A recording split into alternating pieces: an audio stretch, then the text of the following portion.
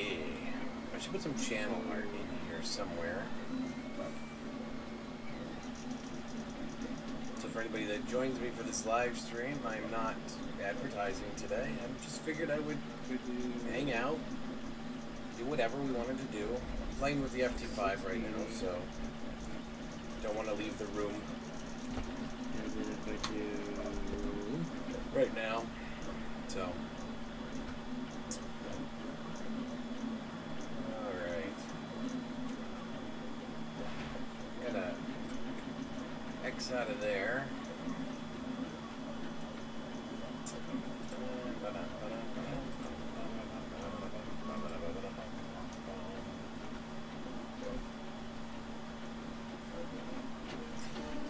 So, good news is I got my microphone working again. At least I presume that's the case. I haven't tested it yet. So as you can see, I've got the FT5 printing. I'm using up the last of the black filament I have to make a batarang. So that's what I'm doing right now. I am also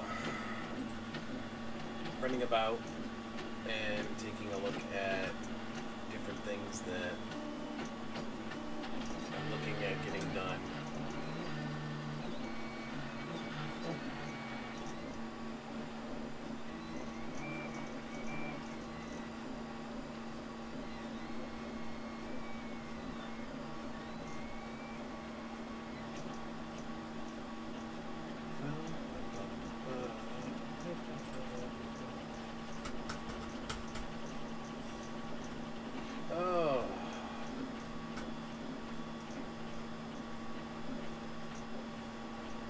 Not that everybody would know that I'm here, but hopefully everybody's having a great day. I'm having a good day. It's hot. Very hot.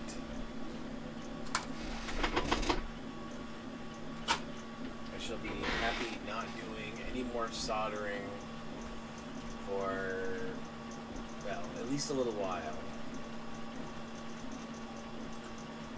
I'm going to pop out the chat because I can.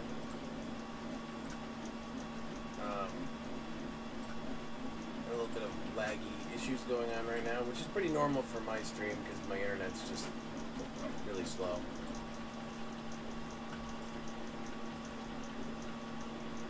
So yeah, anyway, I finally got the FT5 running a couple days ago. I've had some minor issues with it. Nothing that makes me regret getting it yet. John Folger's had some good recommendations, as well as the rest of the guys from the Folger group.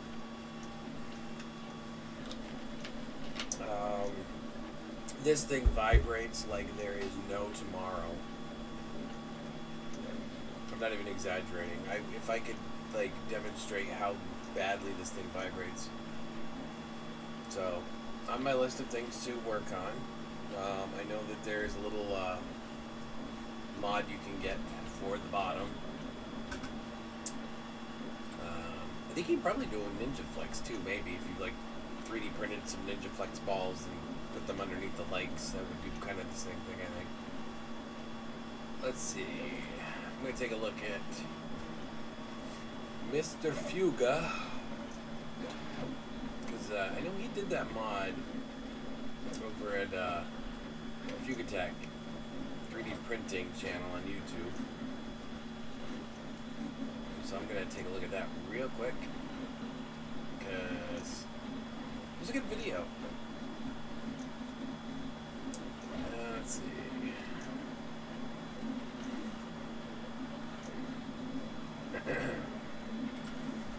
He's got a lot of really helpful information on his, since he's had his for so long.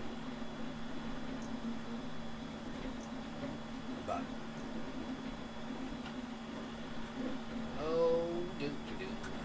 so yes, I'm printing the Batman batarang. I've already printed one. It came out really well.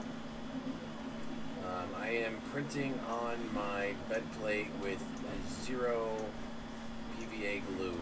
This is straight up mirror tile, no alterations, no modifications. It is as it is, sitting right there in front of you. And it does pretty good.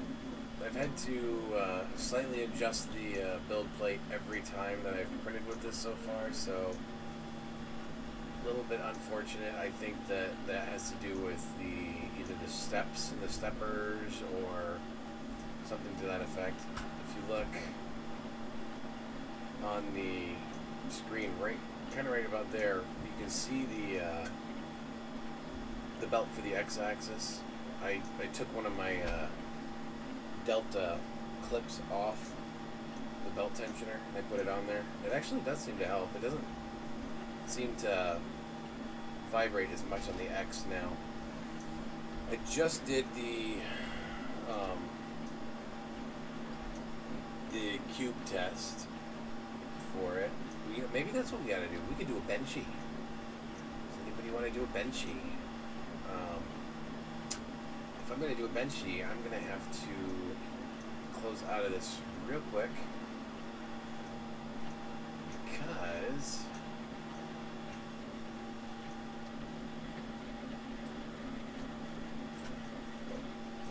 I'm going to need to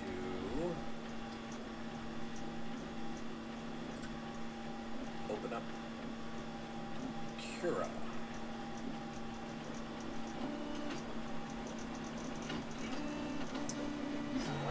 Start loading that.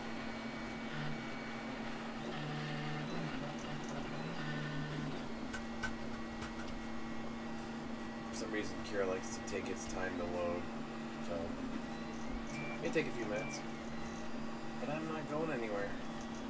I'm gonna putt around with the Q+A and we're gonna make this happen. I don't have a part cooler on this thing right now, so it is actually quite warm in my office right now. It's like about, I don't know, probably not 90 degrees, but it's certainly warm in here. But I'm tired, so I apologize for the yawn. Let's see if we can find a benchy. I wonder if that would be in my... Let's see. Maybe that's in my 3D printer files under benchy? No.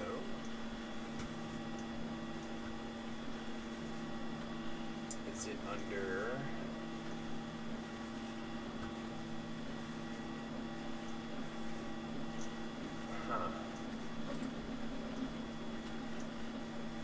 That really bothers me when I download something and I forget where I saved it. I thought I had everything organized, but I guess I don't. Let's see, I downloaded that as a test file for... Which one was the main app I did on?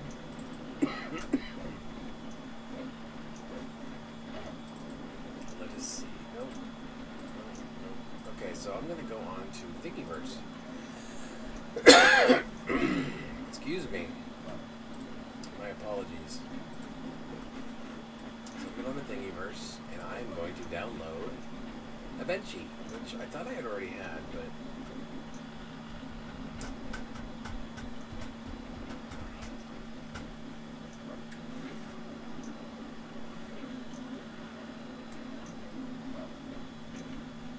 Yeah, I got enough filament to do a benchy. Oh, do.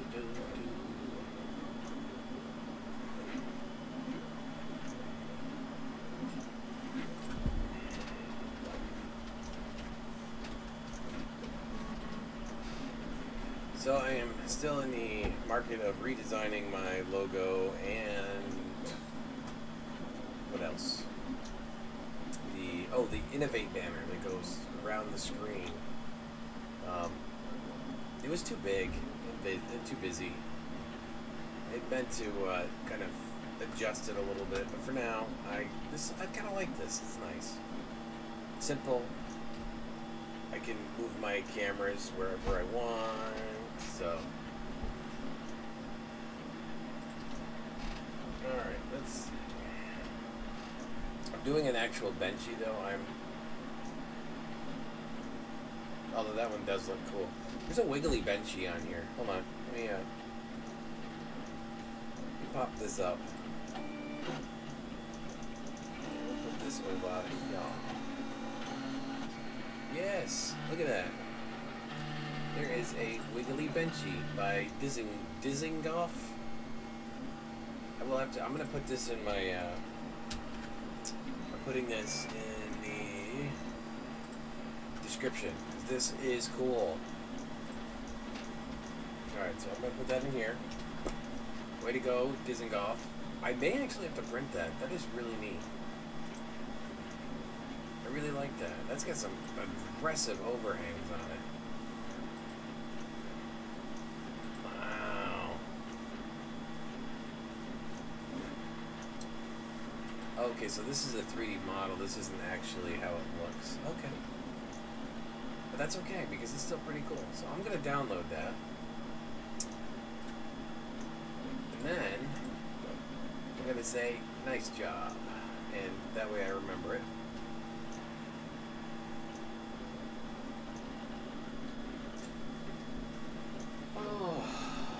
I should publicize that I'm on the stream right now. Nah. You guys can watch the reruns. I never know when I'm doing this anymore. All I know is it's fun. Alright. So that's a one benchy I'm going to do. I don't know what that is. That is not something that... Ew. Yeah, that's that weird thing. So, Scout Shady did this weird Yoda benchy thing, which gives me the creeps. Screwable benchy stand. That's kind of neat.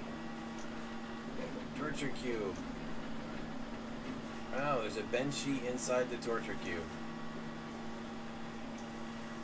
And the lion, is that what that says?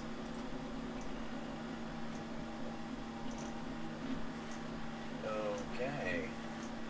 So it seems like you just take a whole bunch of people's stuff and cram it in.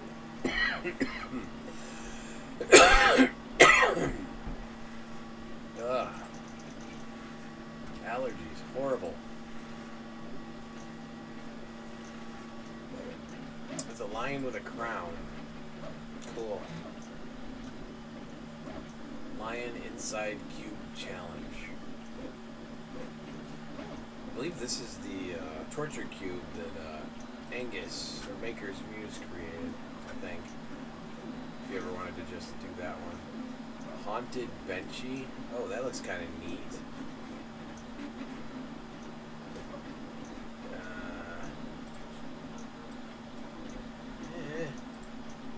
Okay, we're going to go into thingy view for this one, because I kind of want to see what this model looks like. Yeah.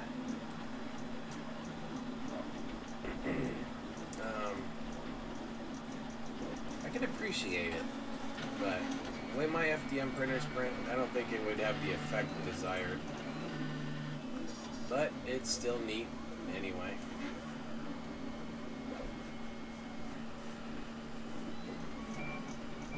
Of course, Lauren at A Buzz Design did this one. Was showing off that one the other day.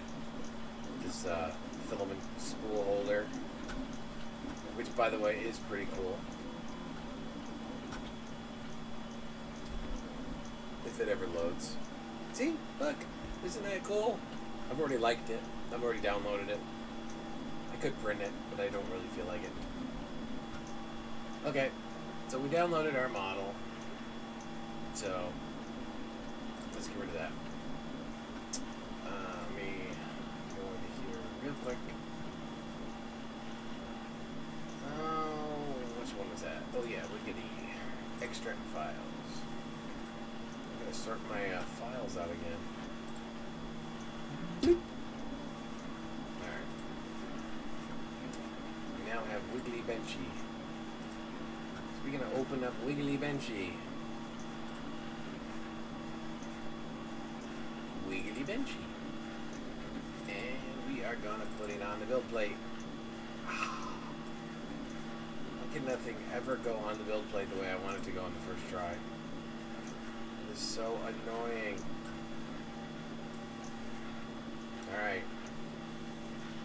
go small benchy or big benchy. This benchy's gonna take an hour to print. This benchy is gonna take, oh, hold on, let's make it smaller. There we go.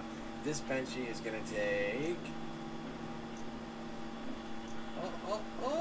let's see. You know what? Let me bring me up here. That way you can see me. Hi, come here again. 19 hours. That is not bad. Not bad at all.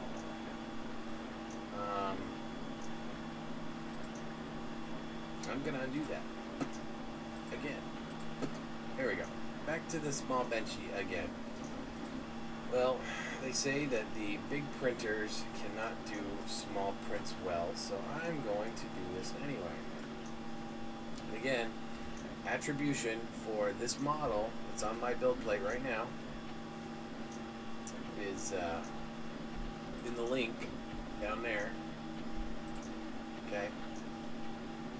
So I did not put the his name on there. I guess I could do that too. Hold on a sec. I'm gonna put his name on there.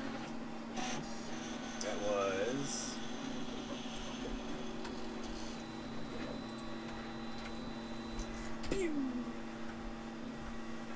alright, this was by Wiggly Bench by Dizengoff.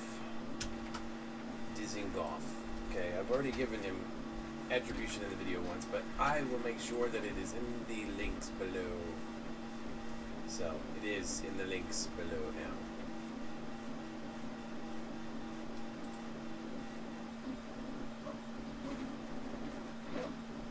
Alright. Okay. I'll ask for some company.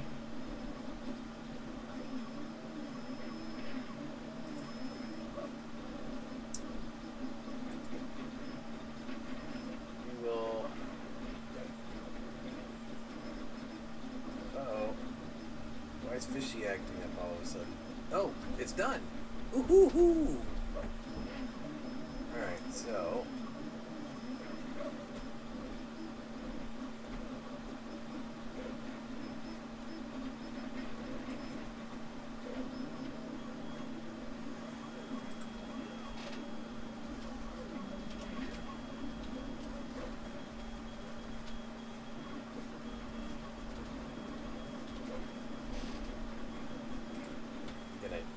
make a quick tweet, let everybody know I'm doing that.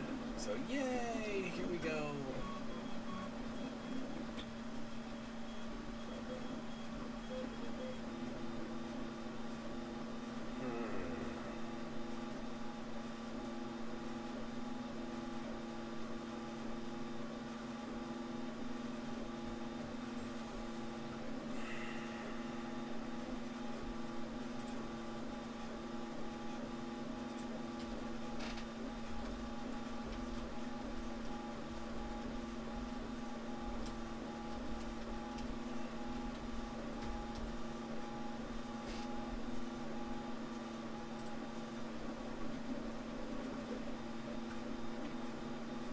Give me 1 second, I gotta get the video link for this.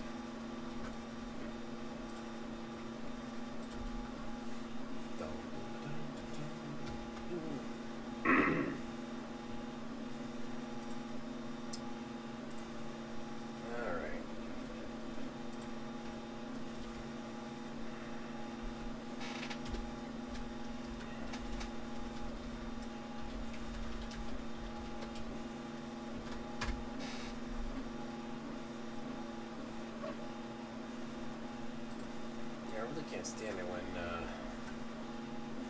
the link stuff shows up wrong on the YouTube videos. It just really annoys me. I hate that.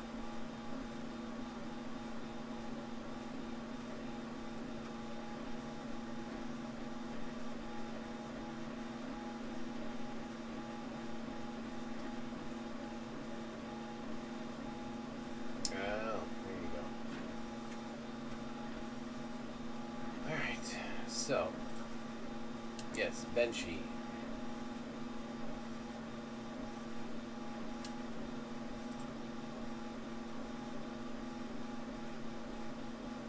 I think I'm going to go with the middle of the road quality.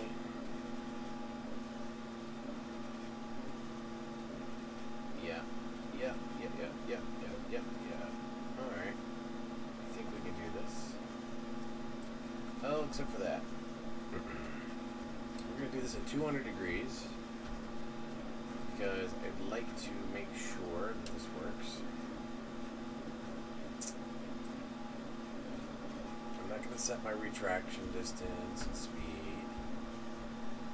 I'm going to do 3 lines of skirt. Just to kind of like to get the ooze out. And I think, other than infill, which is at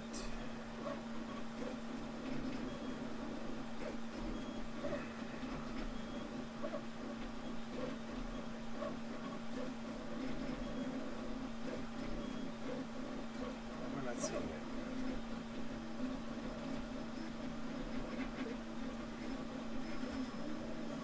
Oh, there it is. Infill density of 10%. 10% on a benchy. Do we think that's going to work? You know what? I want to see if it works. Let's do that. We'll leave it at 10%. We got 2 layers thick on the shell. So I think, yeah, I think that works. Alright, let me pull up the other one real quick.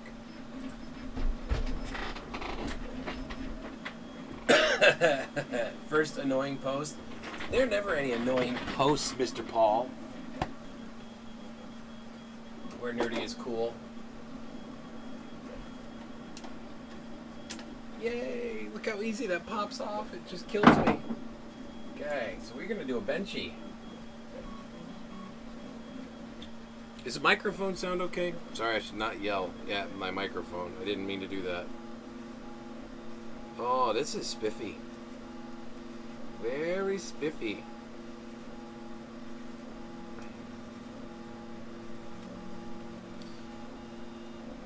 Do the cube. Yes, I did, actually. I put the measurements in the channel.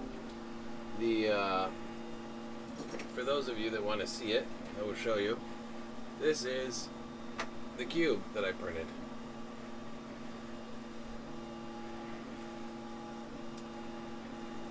Yay, look at the cube. Yeah, I really like this microphone. It's one of those, was it parabolic mics or whatever. I need to get an actual stand for it so I can, you know, have it on there, but... Alright, so anyway, this is the cube that I did earlier. The Z-axis came out at exactly 20. So that was pretty cool. X and Y, I always mix those up. One of them was at 19.96 and the other one was 20.04. So, all in all, I would say this was almost a perfect cube in my opinion. So, yay, hooray for me, 0.04 variance. So, if that's the question you were asking, that's the answer to that question. Alright, and as you've already seen, the batarang is complete. We like the batarang. Yeah, the layer, I could not believe actually the layer accuracy on this thing. It's pretty good. My phone is dinging. Are you messaging me? Hold on, let me check. I'm getting ready to do a benchy. Transfer complete. No, different one.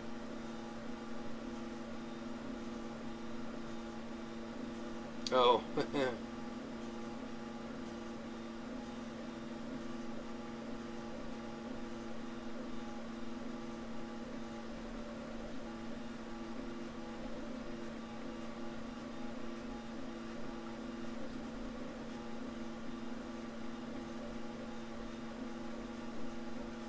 I know, I'm being so rude. I'm texting. What can I say? Okay. Alrighty, back to where I was here. Let me check these notifications real quick. Alright.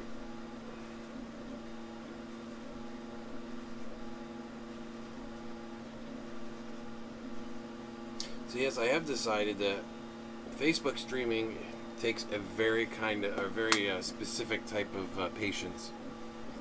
So, yeah, well, I've got one going on in the corner over here, which is sort of here. This is the this is the other printer that I use. Yay! Look at that. Woo. Let's make everybody sick. Look, we got waves. Waves. Oh yeah. See, I'm not surprised by that. What about the? I wanted to ask somebody that's very experienced with the FT5 in this particular hot end, because I was thinking about doing some PET-G, but I don't know that that's necessarily a good idea since this has a PTFE tube in it. So, yeah, I haven't really committed to doing that yet. Come here, my precious.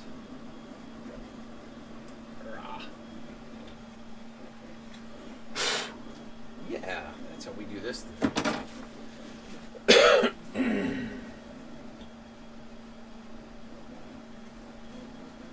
Alright, we're going to do this itty bitty print now. I'm so excited! Yay! I don't think I have enough filament for this. But you know, we could pause it and change colors if we run out. I think I'm going to do that. So we are going to set this up, because I do love switching filaments midway through things. I need to pull the SD card, which I do really like this printer because it doesn't really care about the SD card at all. Okay. Hey, you know, I could put you up on the screen up here, Paul. You could be on this screen working on yours, and we could do the thingy. 22 rolls, huh?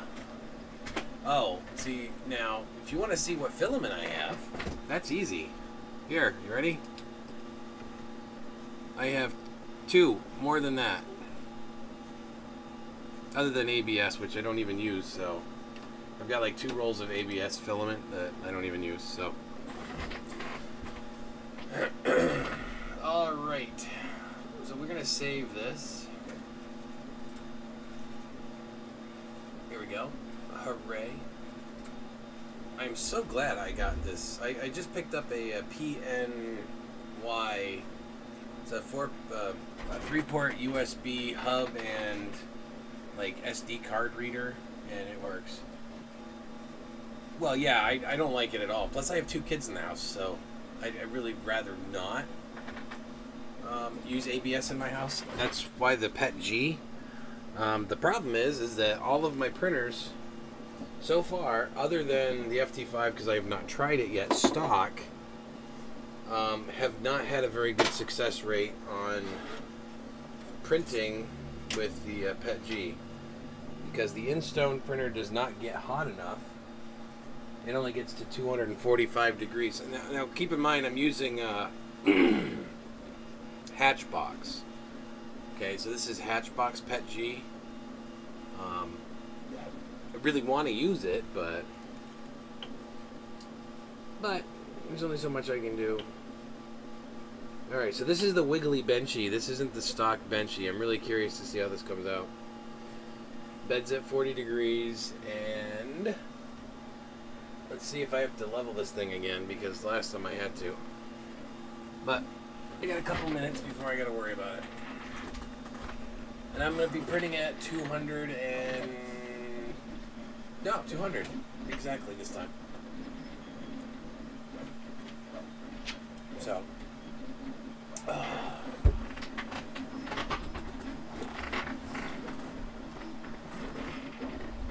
yeah, Paul, if you want to try it, I've actually been meaning to try this. If you've got a Skype camera, I can throw you up on here with me. But that's up to you. I'm not making you do it. I just figured it'd be kind of cool. And I'd be like, I could talk to you, but you're talking to me. It's kind of neat. But anyway, we can compare FT5 stuff if you want. I haven't done it yet. I got a couple of people that have said they want to do it, and I haven't tried it yet. And I know you can do it in other programs. I've not done it with OBS yet. I think I can do it, but I have not tried it. Alright, let's see. You go here. And you go here.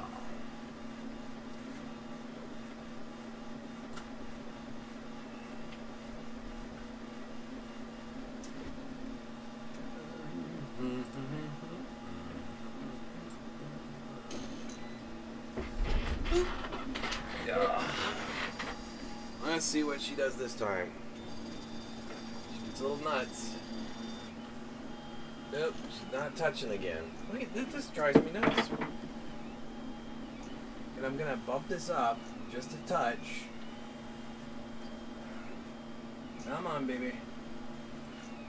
There we go. Now we're touching.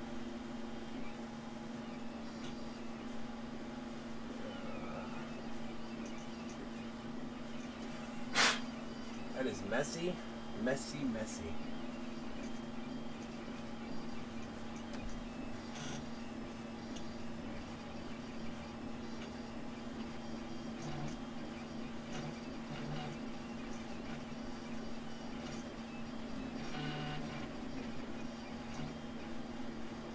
May have to bump this up a little bit more.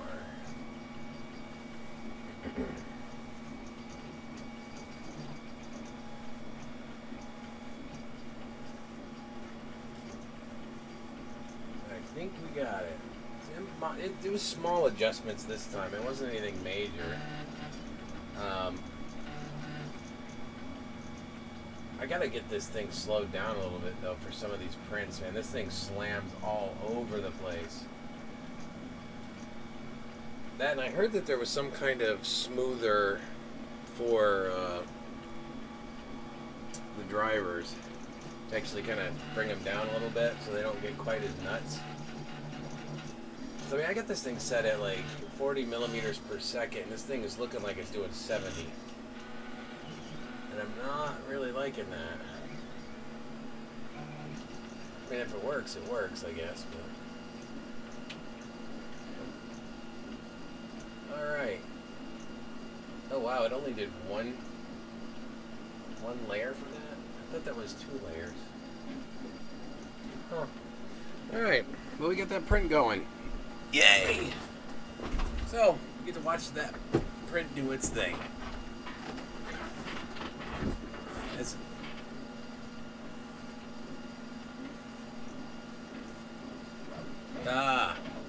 No, I was asking if you wanted to do a collaborative. If you pop onto a live stream, I can pull you up on Skype, and then I could put you on my screen here, and I could just try doing it that way. I don't know. I've never done it before, so that's what I was asking.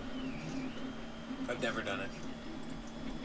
It could be neat, or it could go horribly wrong. You never know. Oh.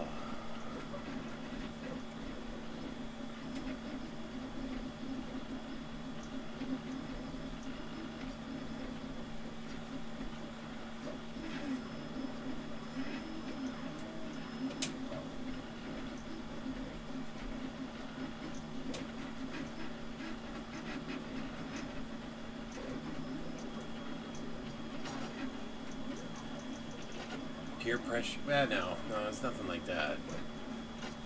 Although, I don't know if I'd want to have you on here because your camera looks so much better than this one here.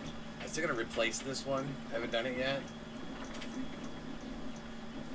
I've got another camera right, well, technically on the screen it's like over here, but it's not even worth using And then, of course, I've got my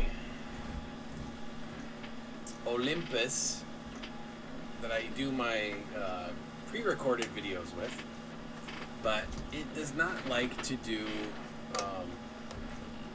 it doesn't like to do streaming video. And then the only other one I got is the J1455, and that's the one that's up here watching the Folger, which is what I am doing as well. Speaking of which, let's do this real quick. Bloop. Let me pull up this. So, I don't know. I had something in mind I was going to mention, and I completely forgot what it was. So anyway, this model is kind of cool. I think it'll be interesting to play with. Like I said, if we could try it if you want. I mean, it's kind of, I don't know, this is kind of garbled a little bit in there. Looks like they just took a regular benchy and distorted it, I guess, or did some kind of pinching and pulling to it. But again, I think it'll be interesting and fun to play with. Whee!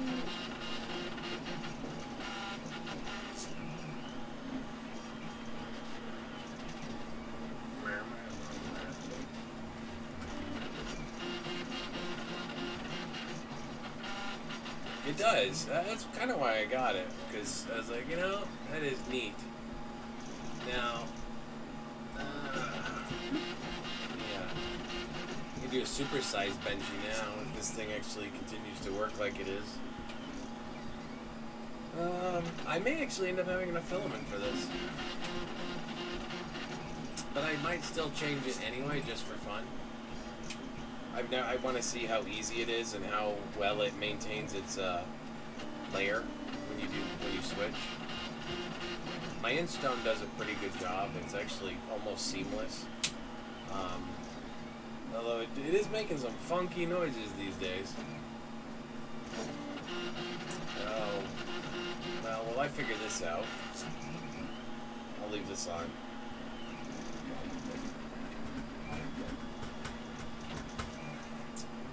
What ever do I want? What was I thinking of doing?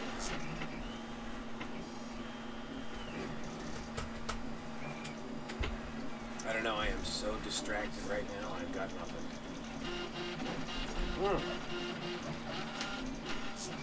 That. Okay, so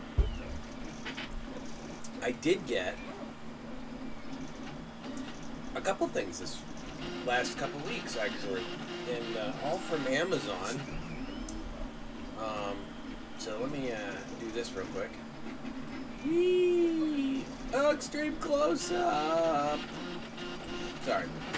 Okay, hold on. Let me do this. Number one, I got the E3D clone. Okay, so I got $8 purchase. I think I got this on Amazon, I believe. We want to look in this, don't we? So we want to look at it. Let's look at it. I want to look inside the,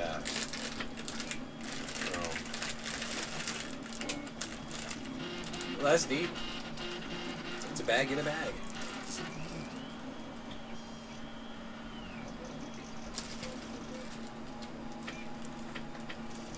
Well, and that's what I was thinking. And for the price, hey, maybe we got lucky. I never get lucky, so I doubt it. Alright, let's see. Well, this is sort of problematic. Huh. Oh, maybe I can. Oh, yes, I can.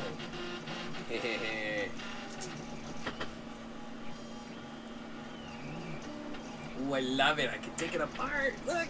Yes. What do I see in there?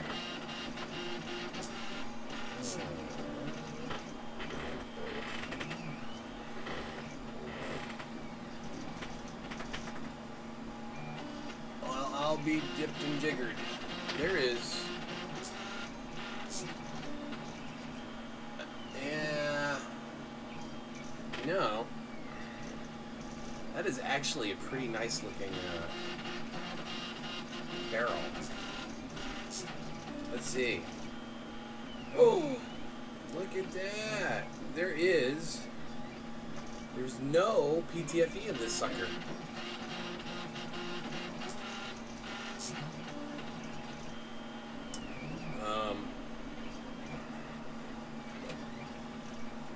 You know, for the price though, I think I am kind of inclined to just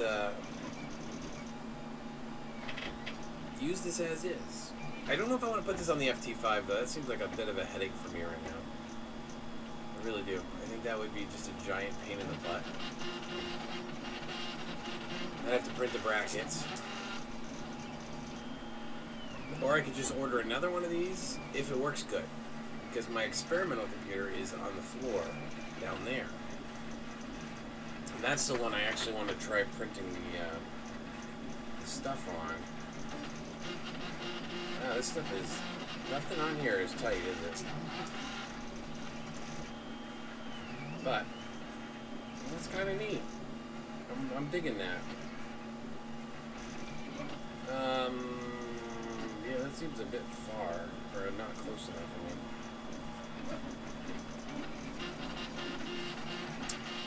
So yeah, there it is. I mean, this one doesn't come with the silicone boot. There is one that does, though. Oh, that's awesome to hear. I know, I kind of really want to get one. I just can't afford to make that kind of investment right now. I do not have any extra money. I don't classify the $8 I spent on this as extra money. Well, yeah, but I don't know that that's really gonna... I don't think they're gonna fit on this one, because I think the Arrow has different... Yeah, it's a different block size. I got the... this one does come with an extra block, though. It also comes with extra nozzles, I'm guessing of different sizes. Yeah, 0.6, 0.8. One thing I am surprised about, though, is... oh, hold on. Let me shrink this back down again for a minute until I grab the other stuff that I got. If you look, the FT5 is running a 0.4 millimeter nozzle right now. Yeah, no, I knew that, but about the E3D V6 part. This is, I believe this one's based on the old, the older model of the E3D, was it Titan? No, not Titan. I can't remember. I can't remember the names. I don't usually shop for them, that's why. A Volcano, no, that sounds pretty cool. Just saying. Okay, so that is the first thing that I got. I did some 3D printing mods for my A8, which is what I'm mounting that on. I did the prints for the FT5. This is the cooling, the part cooler. I printed this a long time ago. And, I printed this on the Jenny, actually, which is the Ultimaker clone. Not the best of quality, but I have been making strides on tuning that one, so we are making progress on that one. What else did I purchase? Oh, yes, I got these for $1 a piece.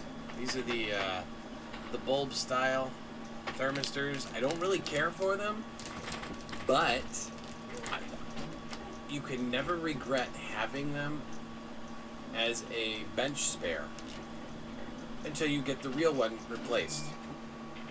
So what I'm saying is, these are $1 a piece. In a pinch, this will work to help you print. So while you're waiting to save up your money to get the cartridge style one for 15 or 20 bucks or whatever they are for the cartridge style, this is $1 a piece. I got 10 of them for $10 on sorry, not eBay, Amazon. So yes, emergency replacement thermistors. Okay, they're the glass style, so they break easily. But if you can't print because your thermistor died, guess what? Oh, now you can for cheap, and then you can replace it with a good one. Or you can have the Arrow. I don't even think it uses one of these. I think it uses whatever, the thermocoupler, doesn't it? So anyway, yes, those.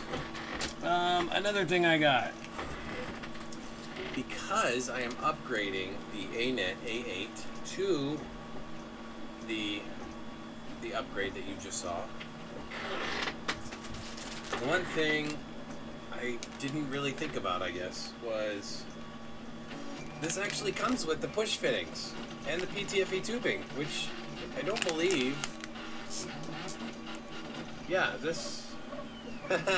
By the way, it's listed as a volcano kit. That's funny. So I bought this for a couple of bucks. This is the other one. So I could use this on the FT5, I guess. I think that's 3 meters, 9 feet. I think is what this is. Something like that. And my favorite one that I'm leaving for last.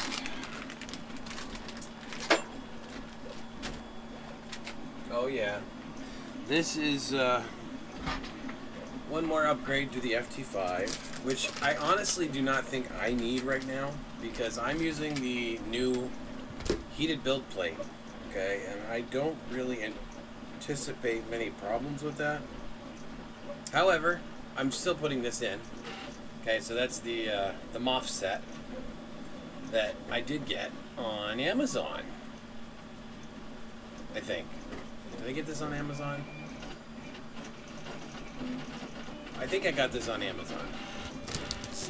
This is the Tri-Gorilla one. So yes, I did get this on Amazon. Yes. Okay. So, yes, I have the Tri-Gorilla MOSFET that I will be installing not today. Although Paul can walk me through this on the stream, so I could in theory do this today. I do have the standoffs because I still have leftover standoffs. But, yes, MOSFET. What? My channel is getting glitchy and hiccupy? Is that what you're telling me? Because it's normal. That's what happens all the time. Well, I'll tell you what. I'll make a deal with you. I will. Oh yeah, no, I know that. The standoffs. I gotta have my drill too, because I'm gonna be drilling holes. I also need to borrow a hole saw, which I should actually go get that today. Because I gotta cut a hole in that panel where the existing holes are for the other fan. I think I can pick up a Cooler Master over at Computer Essentials fairly cheap. I think they're only a few bucks. They usually overprice the crap out of everything, but they're local. And I don't think I have any in my house right now.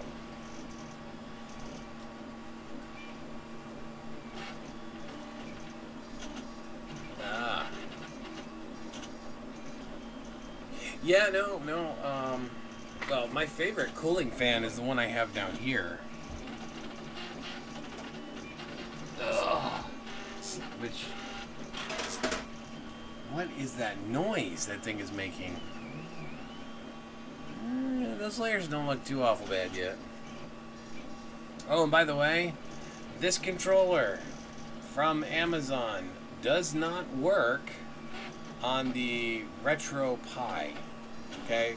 It's a Raspberry Pi 3 with the Retro gaming system. It does not work.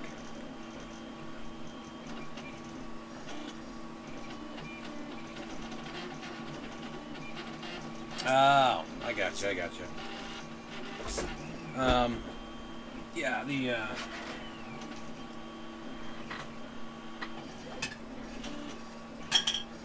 funny thing, and this fan would not would not fit at all. It's funny, but it wouldn't fit. It is a I think this one's a 600 millimeter, but anyway, this 600 millimeter fan on an FT5.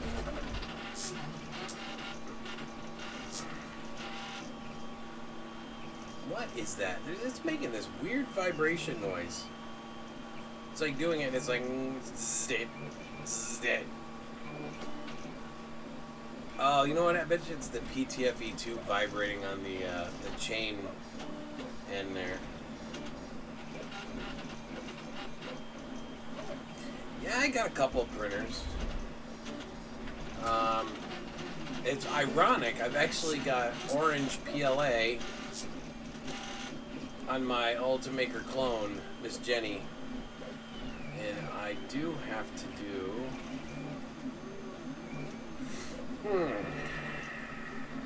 I got to think about this for a second.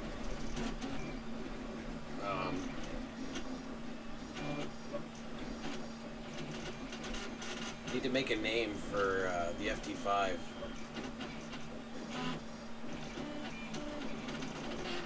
Yeah, the nice thing was you could do that polycarbonate with the clips, but I'm not convinced that those clips are going to be all that useful now, are they?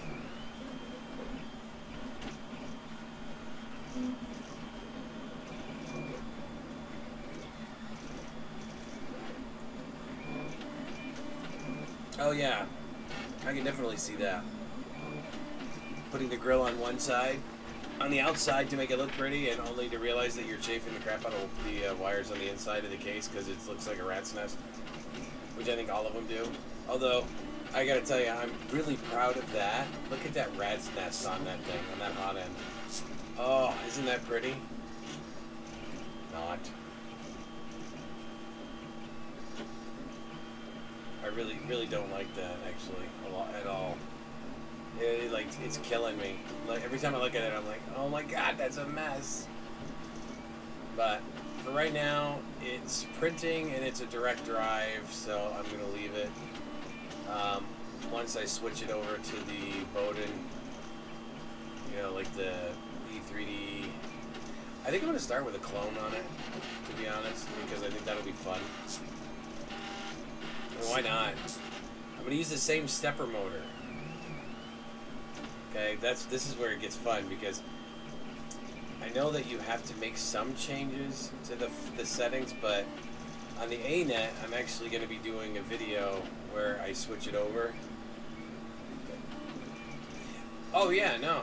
I'm going to use the same gear, same motor, everything for the extruder. And I'm going to see if I can just plug it into the Bowden and let it rip after I rehome it. And see what happens. Man, that thing just likes to just vibrate all kinds of crazy.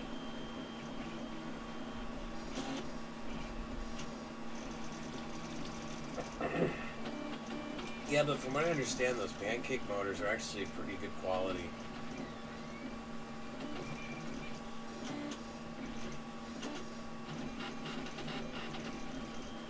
I'm also starting to realize that the estimates that the Cura software are providing for the print time are not accurate at all.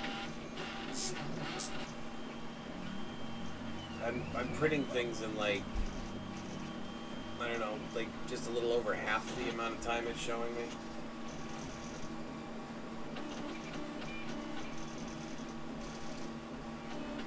Did I forget to cut a zip tie? Oh my god, I did. Ugh. Oh well. Redneck printer.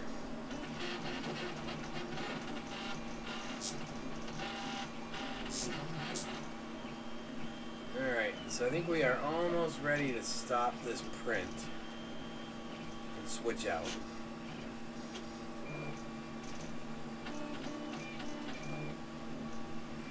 Yeah, I'm looking forward to doing the Octoprint. I need to get 2 of the Raspberry Pi 3 systems. That, well, the Cana, was it the Cana kit? Oh, excuse me. Because the Cana kit's actually a really good price. I like that a lot.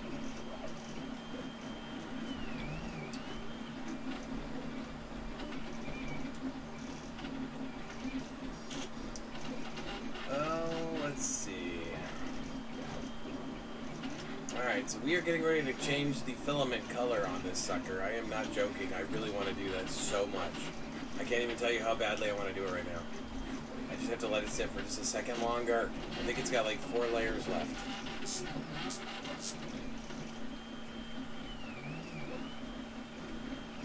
Well, yeah. I know I am. It's actually not as... Do you want me to take... Here, hold on. I'll do this. Hold on. Here you go.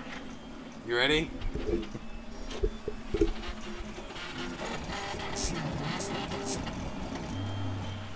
See if you get a good feel for the vibration.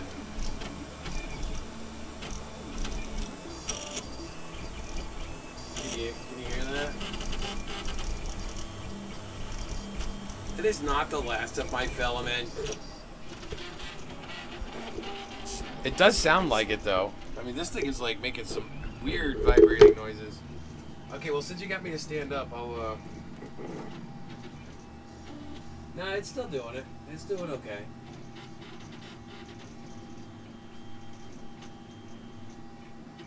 I mean, it's got some weird funkiness going on in it, but the filament, the PTFE tube that's holding the filament is acting kind of funny. Ow, this is my elbow. Alright, hold on a second.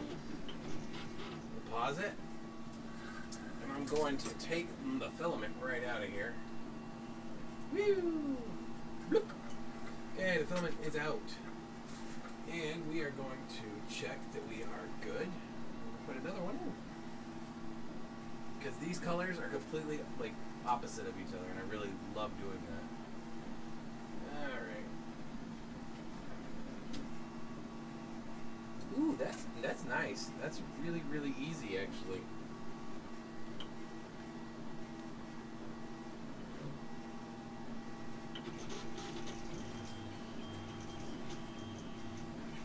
Nice. That should start changing here in just a second. Hopefully it'll do it before it gets to that overhang.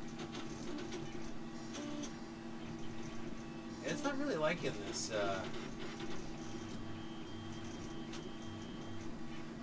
mean, it's doing pretty good, but it's just not liking it. There it goes. Oh yeah.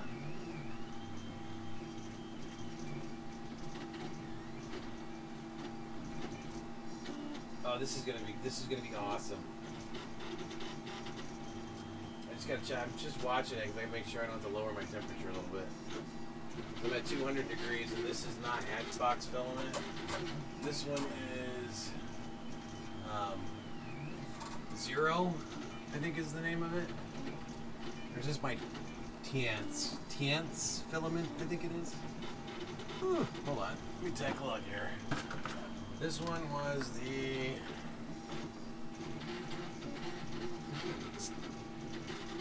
no, this is the yellow PLA that I've got using over there. So this must be the other one. Oh, there it is. Yes, this is a different filament that I got on Amazon. Let me show you this real quick. You are gonna get a kick out of this. Well, maybe not a kick out of it. This filament was actually less than 20 bucks a roll. I can't remember the exact price. I can get that for you. But Zero, that's what's printing right now. I did a tooth for a dentist. Exceptional packaging, and the thing I really enjoyed is it came with another bag to put the filament back into. How cool is that? Look at that. There's a big bag. So, yay! So yeah, that's what I got in right now is the Zero filament. And I have used almost an entire roll of that stuff, and it's actually pretty cool. I like it. Full size, 2.2 pounds, 1 kilogram roll, yada yada yada, PLA, and it's kind of a, I don't know, flesh tone color, I guess.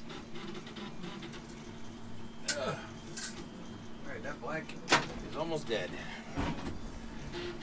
I might be able to print a playing card with it. Look, I'm melting, melting. Oh, how small can I get? Look how tiny I can be. That's pretty awesome. Alright, so now I'm curious. I want to see how these adhere together. They are both PLA, so they should have no problems bonding together. I've never had an issue with two PLAs bonding. I've been told that that can happen, though. But I have not mixed Hatchbox and Zero yet, so this is a first.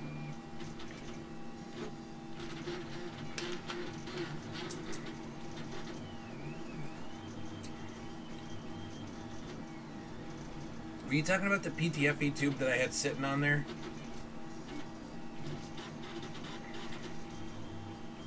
Oh, well, no, it's black filament. And it was really, it's kind of hard to see on that. But I had that PTFE tube from my InStone printer just sitting on it. Just so it wouldn't, like, get snagged in the wiring and stuff. But, no, it was actually, I had it set for a 6.5 millimeter retraction. And it looked like it was doing 8 millimeter. Yeah, I know. That was during a retraction. That's why that was freaking out about that earlier, because I was like, oh my god. That's why I had the ruler out here. I was measuring it. It was like I was counting. That's why I had the ruler on the bed earlier, because I wanted to see how much travel it was doing in a second. Even though it's set at 40 millimeters per second in Cura software. It does not seem that this printer cares one way or another what you tell it to do. It just kind of wants to do what it's going to do. But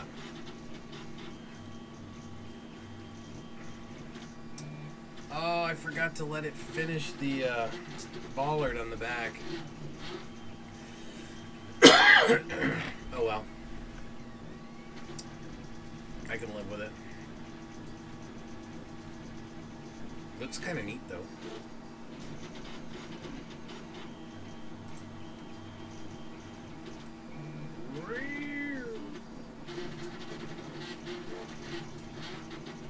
Yeah, kind of cool.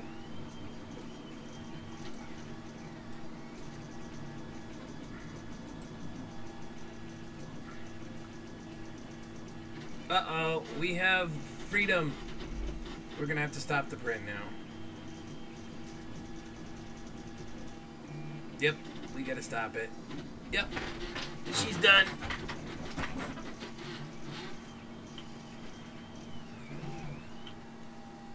Oh, what a bummer. That's too bad.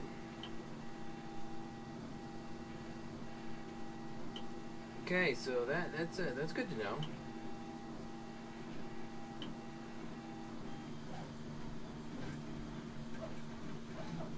Yeah, I was hit by a rogue wave. Oh my god! Oh my god! Alright, well, anyway, we can still kind of evaluate it, right? I mean, there's nothing saying we can't look at it. I mean, like, oh, wow, yeah, that got boogery. It did get really boogery. That's too bad, too, man. That was looking really sharp. Look at that. I mean, that's pretty neat. It was doing the job. You can see where it started flipping it around though. But, I mean, the layers really don't look bad at all. Hold on, let me fix this. Let me fix my view here. Oh, I need the other one. Where is it? Off to change this one again.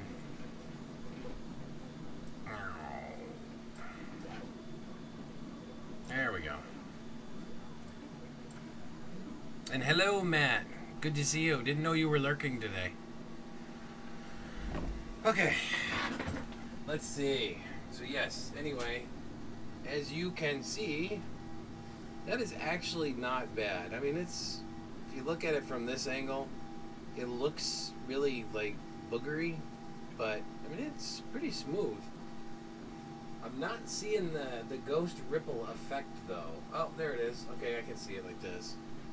You kind of get the angle right here. Let me. There you go. Now you can see it. See that ripply? It's kind of neat.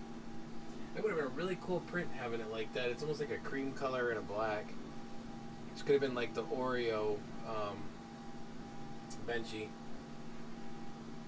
But, alas, poor Benchy. I knew him well. He's gone. Okay. Oh, I have to thank Paul for this.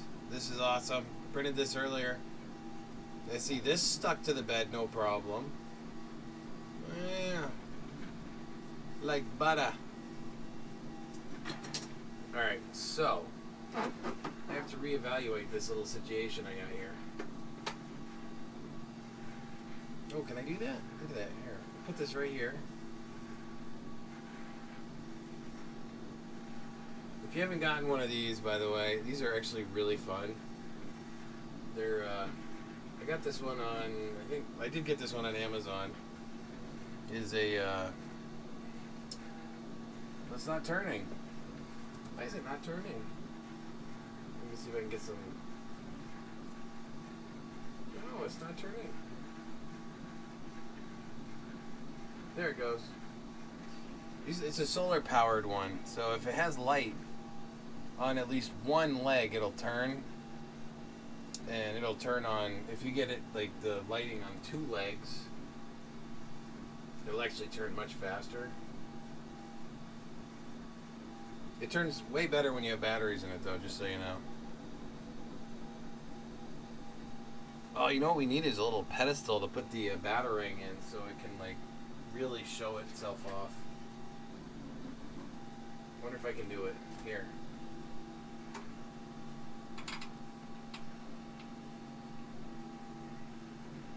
Oh, that's not gonna work. Oh, maybe this will. Oh. Oh, can I do it? It's gonna flip over, I already know it. Too top heavy. Too top heavy. Nope, we're not doing it. I can't. I will need to get something sticky to put in there. Alright, anyway, enough goofing around. I hate doing this. Like, everything I hate doing is, because now I'm going to have to clean this thing again. Yay! Ooh, we'll make a heart. And make some happy little flowers. No, I'm just kidding. Oh, yuck. Why do I have to do this? I don't want to do this. I did it anyway.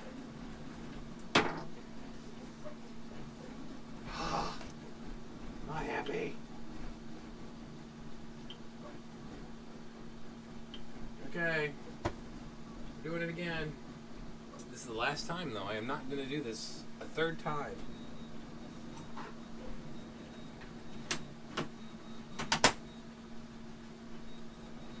That Benchy really did disappear, too. I don't know where it went. I like flung it somewhere. Oh well. Hopefully it found a better home.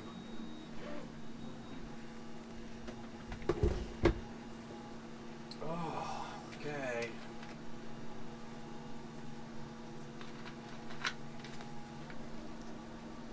I'm wondering if I should blot some of that.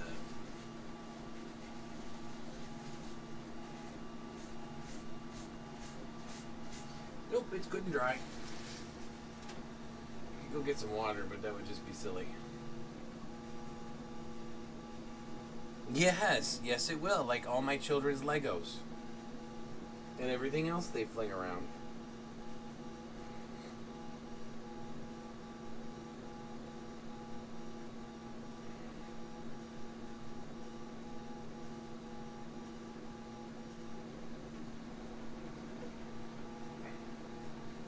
Matt, was when a question? Because I missed it. Or did I say something that got you to ask when?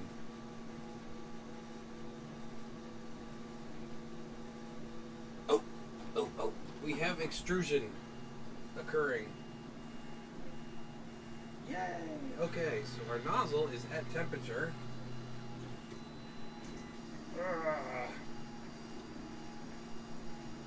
Trying to scrape the gooey bits off the end of the nozzle here. Oh man, this thing is going to be a mess. Yuck. Yuck. well, it'll be fine. Okay, so it's homing. Question of the day. Does it go?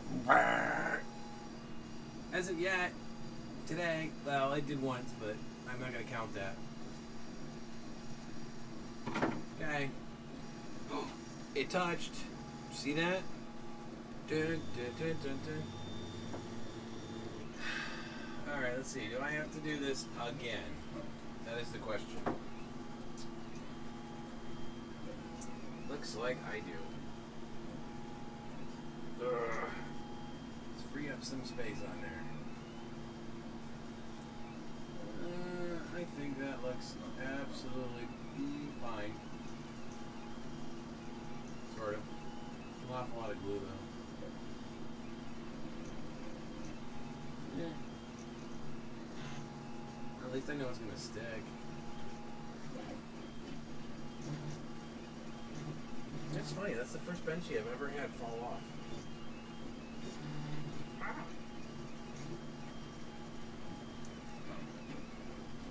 Ah!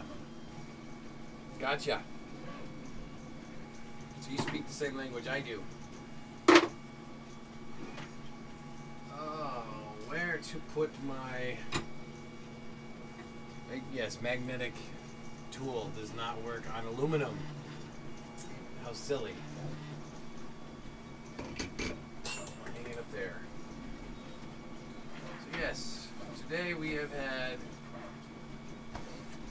3 successful prints thus far.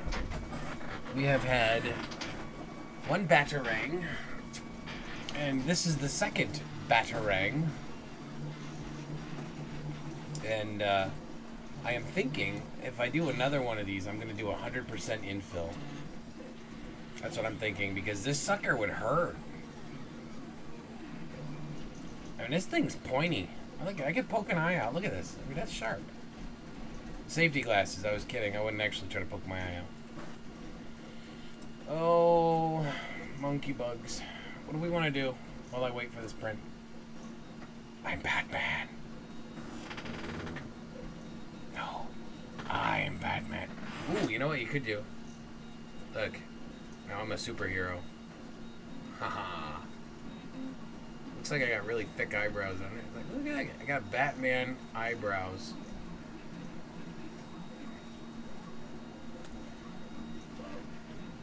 I could be a sidekick now. Paul, would you hire me? I could be your sidekick. I'll wear this. I would be Bat Brow.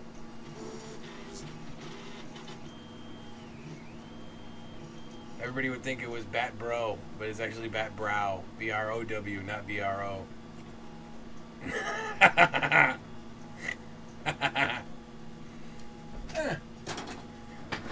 It flings good too, by the way. I have tried flinging one.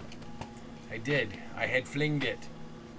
It needs more weight. It does not fling properly. It flings like a cross between a playing card and a bent piece of cardboard. So, or like one of those noise makers that you use in like the Aborigines use, you know? Those that's kind of how it actually kind of flew. I don't know how to describe that. It acts like a really dysfunctional airfoil, I guess. Creates lots of air disturbance. It's a really fancy way to say, I don't know what I'm trying to say right now. Oh my god, I got a rat's nest all over the place today. Housekeeper's out this week. They haven't been cleaning my desk. I have been told that I have to do it myself. I don't know where this stuff goes. That's the problem. Where does it go? When I have somebody else do it, it disappears. And then I gotta put it away, and I gotta put it somewhere, and I don't know where it goes. It's very confusing to me. It's like the Folger printer. I had to put that thing together. Nobody put it together for me. There we go. That's a good spot for the... Oh, hey. If you ever get a chance, these things are awesome. They have 2 purposes.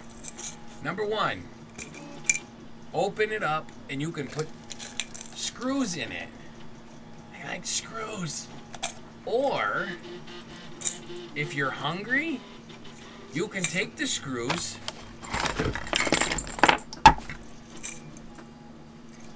find another container,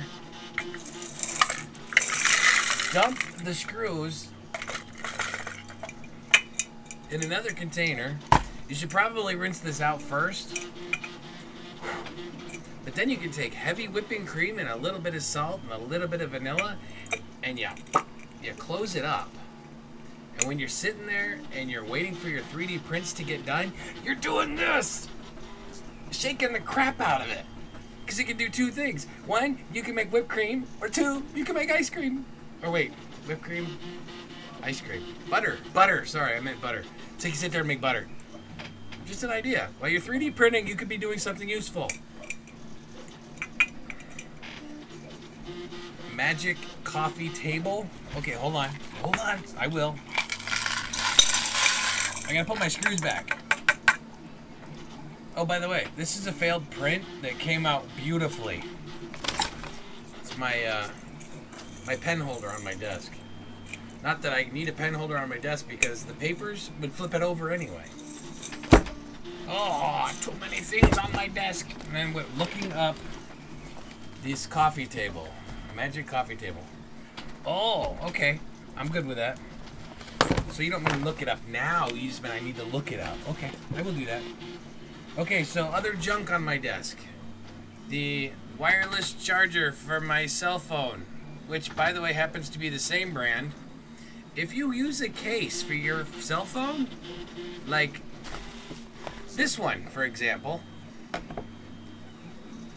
that opens up like this, okay?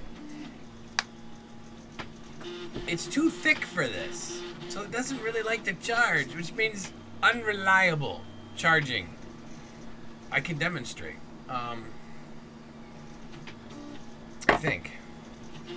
Do I have a cable here that I can use to charge that? I do not.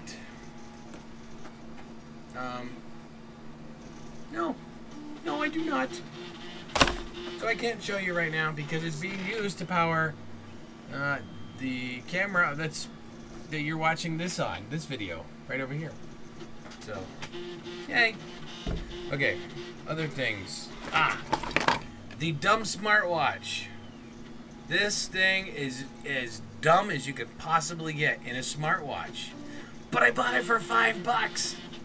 Garbage for $5 that I can be in the cool crowd with, because I can tell people like, hey, yeah, I can see who's calling me on this thing. It's cool. And text messages, I can see those too. And they go right on my wrist. And I can even talk to people like I'm important. I can be like, yeah, copy that, red leader.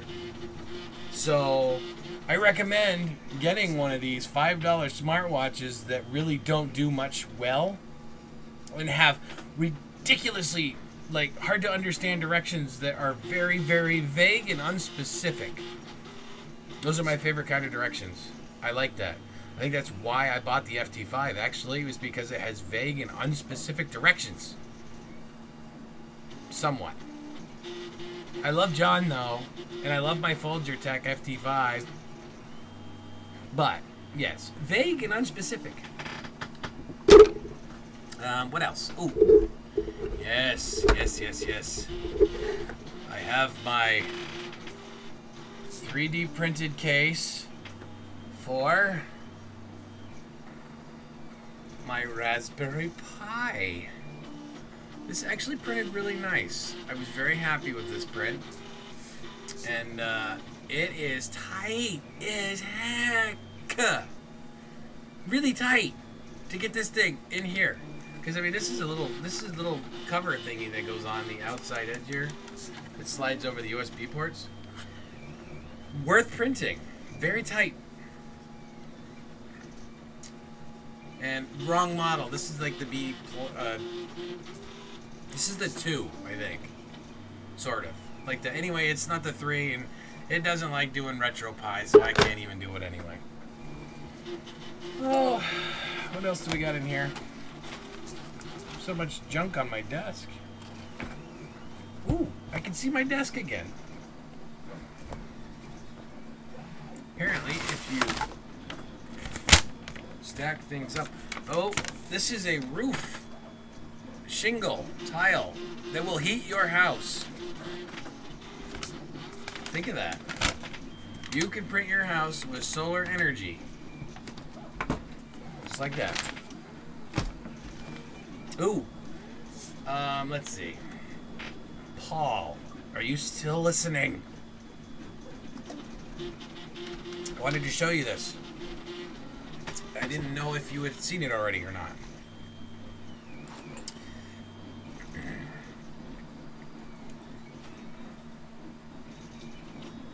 I think, Paul, you have seen this, and you might be busy. I'm hoping you can still hear me. I did do the radar eyes for the BB-8. I don't remember if I told you this or not. Remember, I was doing the Ultimaker clone, the Jenny 3, and I needed to print it. Well, again, this is what the same thing happened to me on the Jenny that happened to me on the FT5. Okay, if you are using the Cura profile for the FT5, make sure you change the size of the filament. Yeah, because the filament does make a difference. Okay, now there is something you really need to know though. Okay, if you're doing prototype work, okay, and you want to use less filament, but you still want to get an approximation of what the thing looks like, okay, this is really good stuff right here. Okay, this is a completed print. Okay, this is the radar eye from the BB-8 model. Okay, it really does look good. Okay, you see how dull it is? Okay, now if you look underneath, it's really shiny. Okay, and again, this was done on an Ultimaker 2 clone, well, 2.5. I don't know what you want to call it. Okay, now this is really funny. I will explain this. Hold on. This one is also the very same model, but look how shiny it is. See that? Same model. Okay, so for anybody that's actually interested, this is something I can tell you that's really cool. Okay, if you don't change your filament from 2.85 to 1.75, you get this. It under extrudes like crazy, but kind of in a good way. Okay, it takes the same amount of time to print this that it took to print this. Okay, because the profile is exactly the same. Okay, both models were done the exact same specs. Okay, the 1.75 is much heavier, much thicker. Okay, whereas the the 2.85 profile is like styrofoam. I mean, it's like, ooh, you know what? I got an idea. Let's do this. Oh, where is it? Oh. I gotta find it. I have it around here somewhere. Ooh, I got it. Hold on, hold on.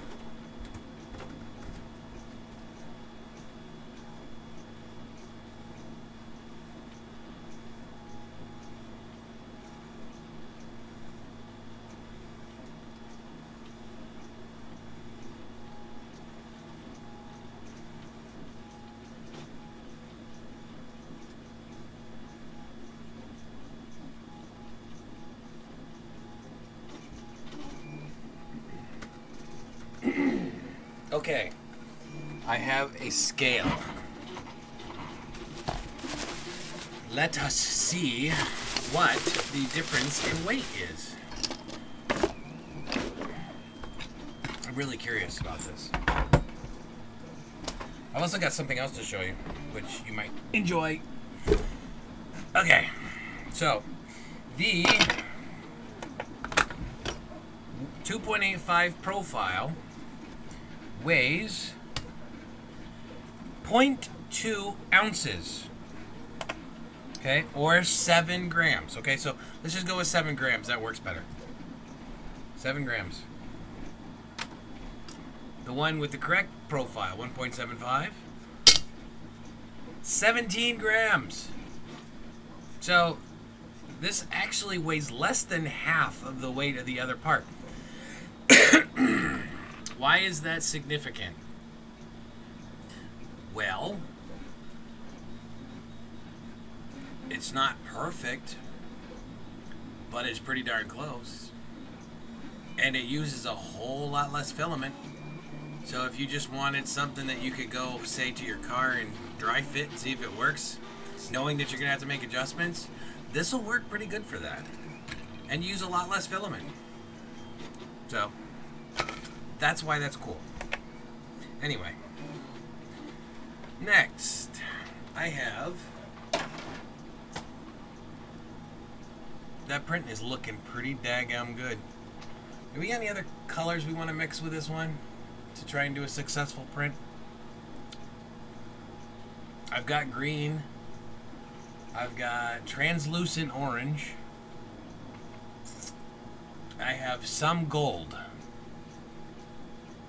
So, if somebody wants to see a color change, I can do that. I'd really like to do it, actually. I think I will do it. I think I'm going to do it right, like, now. See, I talk myself into this stuff, and I know it's going to go badly. So why do I keep doing it? Alright. I've got some very brittle gold filament that I'm going to put on here.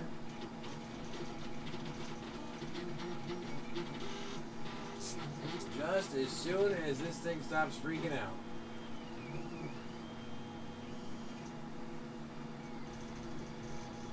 Alright, are you done yet? Come on. Finish this layer, would you?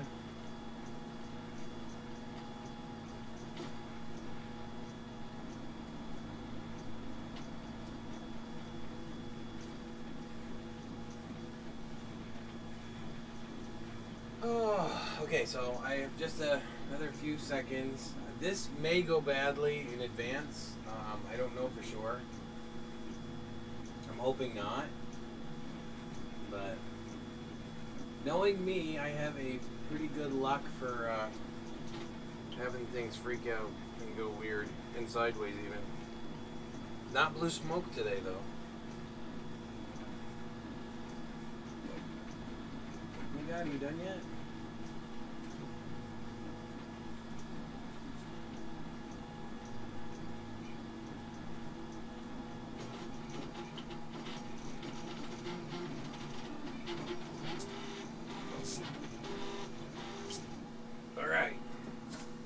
Do this. We have done it. We're going to put in the extremely brittle filament. And see.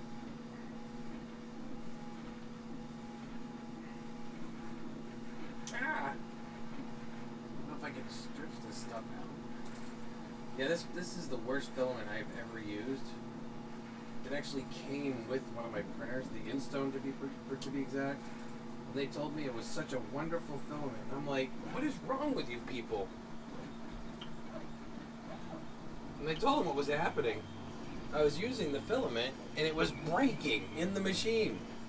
I had to actually take the lid off the machine to get it to actually print, and even then, if it sat for more than a day, it would break itself in half. What wonderful stuff that is. Oh, I'm gonna tuck some of my filament back up here. It's getting a little out of control. Out of control.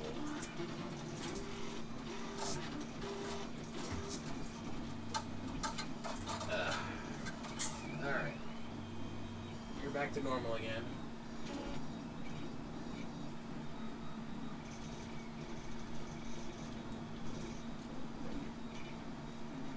Okay. So yeah. Now if I had a dual color FT5, I wouldn't have had to get off my butt to do that. Okay. Am I wrapping this stream up, or are we going to finish the benchy before I go to bed? I could build something. Do we want... I can show you what I did. I did a project. These are This is a failed print, so you're not going to be able to see it as well. But these are medals that I made for some kids. And I wanted to see what I could do with casting. So I made a mold, and I have used casting resin for this. Wow, wow, wow, wow. It's actually a lot of fun if you haven't had a chance to do it yet. I used some casting resin, and I mixed it with like some of the glitter and stuff, so it came out like glittery. It was pretty neat. It was a fun project. So that one, yes. Anyway. Oh, I got nothing else really, other than let's enjoy watching this FT5 print. I got some R2-D2 parts that I printed. Those were printed on the Jenny as well. I know I've talked about that before. I don't know if it's waterproof, but little tool case that I got from wish.com. And it's kind of cute. I like it. Like, get some extra stepper drivers you want to store. Can bloop, bloop, bloop. Put them right in there. Close them up. Put them somewhere safe. I got so much junk on my desk. Really do. I got that one from Wish too. See, you know, HDMI and video converter. Oh boy. I know I shouldn't be cleaning my desk while I'm doing this. Oh, what else? So I have to look up the magic coffee table. I gotta look that up now.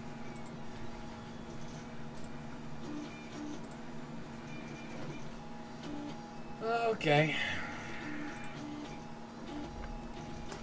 Hey, if you aren't following me on Twitter either, you should do that.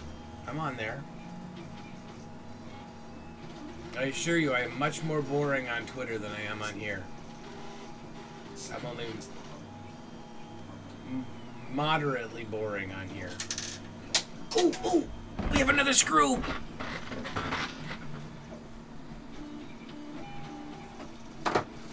Where'd it go?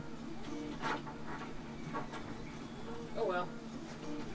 I saw it bounce. I don't know where it landed though.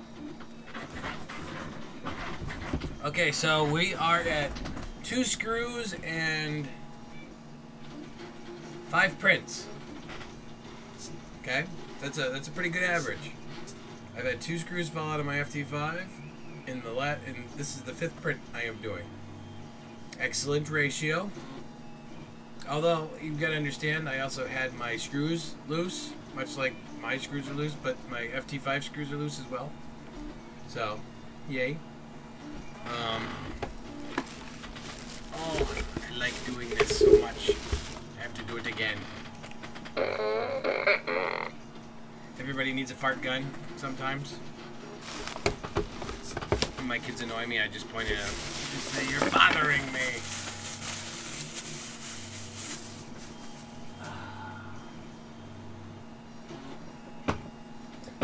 What other useful things do I have? Not a thing. I got a ton of junk. I mean, I got even more junk up there. Although I do have a... No, that's an 80. No, that's 1,000. I've got a 1,000-watt power supply up there. I got a 2,000-watt power supply in my computer. Which, my computer's way too big and it's old, so I need to replace it anyway. Let's see. Oh, and guess what? There's going to be a sequel to Wonder Woman already. So, I know there were many of you that were probably waiting for that news. It's official. Wonder Woman is going to come out with it too. I haven't seen the first one yet. I think Paul has, though. Let's see. Magic coffee table.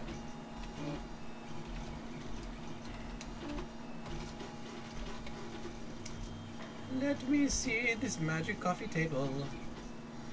Okay, Matt, is this a video or is this an actual furniture thing?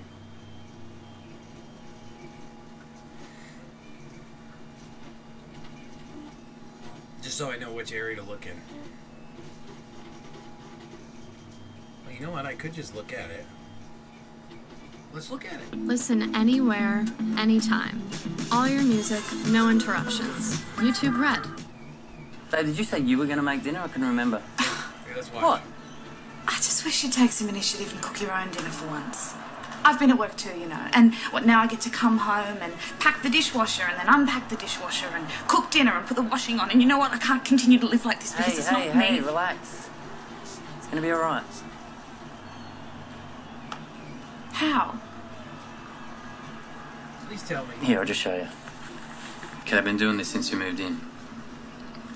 See this basket thing? Okay, this is popcorn. I don't know how it Max's happens, video. if it's the house or what. So I'm just watching But it. any dirty clothes you put in this basket, somehow the next day they're just clean, folded, and in a perfect pile on your bed. You're not serious. I couldn't believe it at first either, but it just keeps happening. That's why I didn't tell you. I didn't want to jinx it. You are insane. Try it, you'll see. Unless it's only chosen me. See, I don't know. I can't do this. No, wait. There's other things too. Plates, cutlery, pizza boxes, dirty tissues, anything you leave on this coffee table just vanishes overnight. I mean, sometimes I'll see how far I can push this thing and I'll just leave shit everywhere.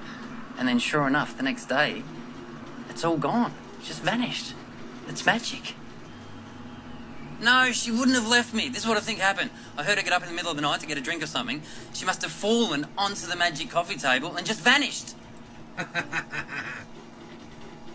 Oh god, that's funny. Okay, so since I did that on my channel, okay, I'm not trying to make anybody mad. If I do, then I will remove it.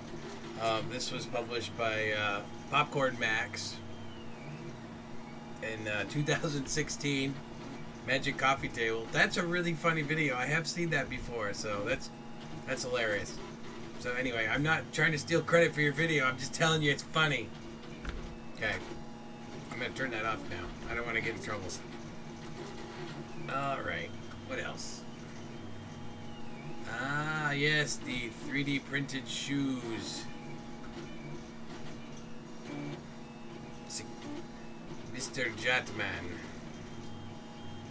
I'm guessing that means he got defeats too.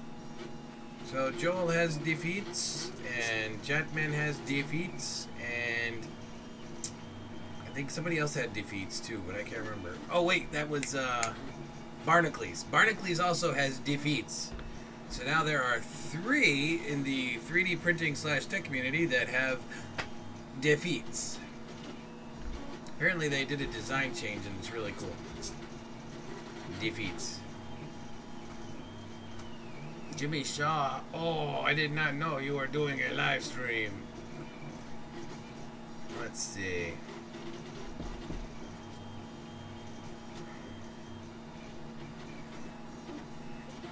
There you go, Paul.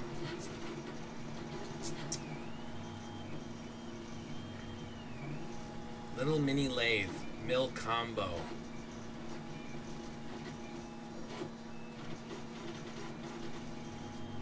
It reminds me of the small, what was that machine called? It was a Master something or other. It's a really cool system. It was like a CNC machine. Well, not a CNC, but a lathe. When you had it laid down like this, but you could actually stand up the one axis, and then it became a drill press. Did all kinds of weird stuff. It was pretty cool. Oh, let's see, what else?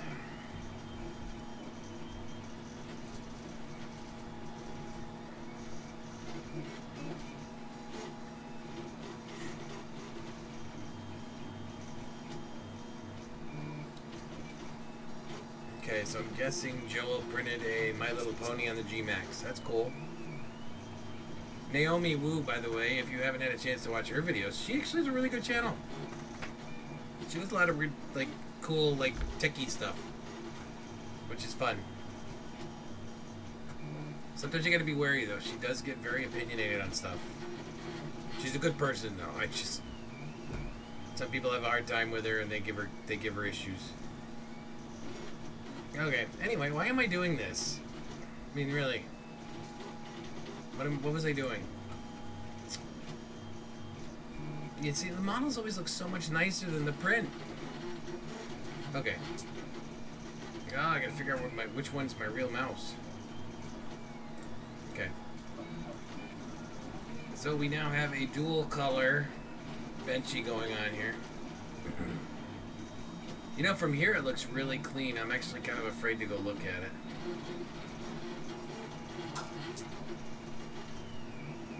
Oh, my filament is slapping like crazy.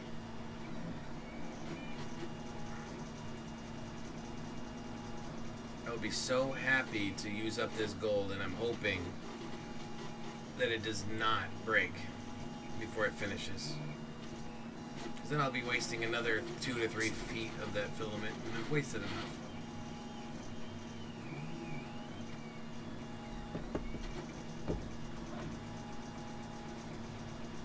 So, let's see, what else?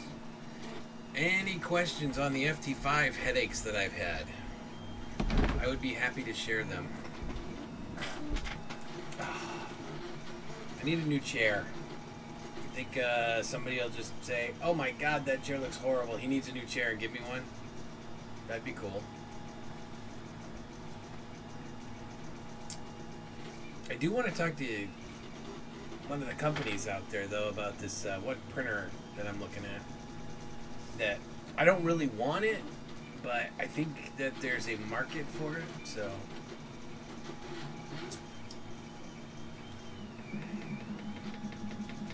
What, the printers? That is a good point, I know. Well, I'm actually supposed to be teaching a 3D printing class. But I need the printer. And the only printer that I think that I would be comfortable with teaching people on would be the Flash Forge Creator. Because they are just bomb-proof machines. Oh, the problems. I got many problems. Like a billion and one. But for the FT5 problems, let's see. When I first started, I'm relaxing now. The first thing I would consider is be careful with your cable when you are running it. There's a reason that I have a rat's nest on the end of my extruder right now. It is because it looked really pretty when I was done, and it did not look like it does now. However, I had run the wires in the sleeve as directed all the way to the other section over there. So if you look up and you see where the blue cable is, there's a black wire on the back of it. That is my thermistor signal wire. The first day that I had power going to my FT5, it ran like it was running like a top. I mean, everything was working. The fans were working. I'd heat it up, I'd cool it down. I'd heat it up, I'd cool it down.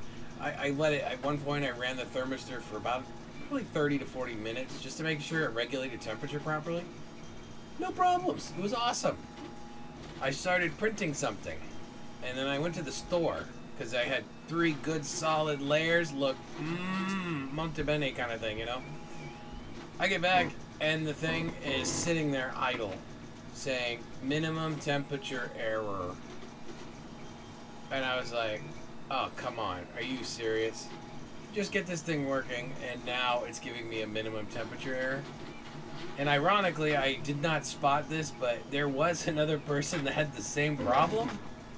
Like, if you scroll down in the Vulture group and you go, pew, down towards the bottom, yeah, you would have seen it. I can't remember what his name is, but yeah. Anyway, he had posted the same issue. It was like, the pictures looked almost identical. It was great. He had a slightly different angle than I did. So, I spent 3 days. Not that I didn't have a lot of time. Okay, so don't think it actually took 3 days, but 3 days. I had to figure this out. I was asking questions all over the Folger Tech group. Like, why is my printer not working? So I grabbed my multimeter and I started troubleshooting, ohming it. And the thermistor worked just fine. I was getting 100K. And I was like, well, okay, so the thermistor works. So I guess I ordered 10 thermistors for nothing. Granted, I ordered the glass bulb ones, and they are invaluable in a pinch when you have a busted thermistor and you just need to get up and running. So again, I bought 10 for $10. They're worth having just as spares when you are in a pickle. So anyway, back to the story. I checked the wire from the terminal, which is the green thing up on the camera there. See that green thing that's in on top of the hot end assembly there? The X-axis carriage. I plucked the wires off, pulled the wires out of the board, pinned them, and I was getting nothing. It was going infinity. And I was like, great. So I was like, okay, so I'm not getting any readings on that. This is good. That means I got a break somewhere. Well, you know that the wrapped cable, I'm not going to pull that apart just to find out where the break is in those two wires. It's silicone wire. I don't even know why it broke. But I did see a chafe point. I don't want to get up. Let's see if I can do this. Ah, my trusty back scratcher. So I found a chafe point right up here, and it was on the shielding for the wire wrap, and I'm pretty sure that somehow the wire went like this, got stretched real taut, and went bing. Thankfully, it was just the thermistor wire, and that is the smallest gauge wire. I think it's like an 18 or a 20 gauge wire, and it's like, yeah. So anyway, that broke. I haven't had any problems with anything else, so that's good. So what I did is I bought a spool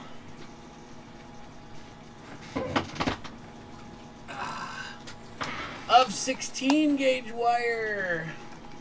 Okay, you can use network cable wire, you can use, well, I don't know that I'd use phone wire, but you could use small gauge wire. It's like less than 12 volts going through that sucker, so it doesn't really matter.